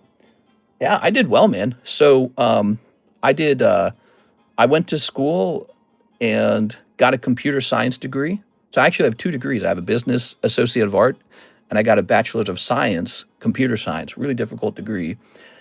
And then when you get a difficult degree, I guess you brag about it a little bit. And then I got married, and I got a little database job briefly. And then I became a YouTuber, like a video game YouTuber. I was making like $80,000 a year doing that. And then I converted over to Pokemon cards, and that's where my wealth took off, because I was buying Pokemon cards in 2019 before they exploded. And then I converted some of that over to, we own like 2 lake houses out here in Lake of the Ozarks now, and I rent one of them and live in the other. So now I got just a fantastic Pokemon card collection that's worth a lot of money in theory, and just chilling now, just playing. I'm about to go play games. I'm going to go play Terraria and have a nice dinner. That's what I'm going to do. So, and get a little fatter. All right, guys, have a nice New Year's. I'm glad we hung out, and it was nice seeing you, Mr. TJ. I'll see you guys tomorrow. See you later, everybody.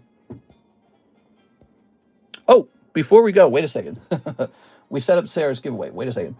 We got to put someone in there. Here we go. All right. So, PDX. Very nice. And we'll click on this. Mr. Russ. Okay, Mr. Russ. So we'll put 2 people in here. We'll keep this running in the next stream. It's like straight up $100, guys. It's a pretty amazing giveaway from Miss Sarah Dusenberry, who also needs her shipping done. All right, I'll see you guys tomorrow. Have a nice day, guys. I was talking to Erica about getting something graded. That's how it all started. Getting some cards graded. Yeah, we know a lot about that. All right, have a nice night.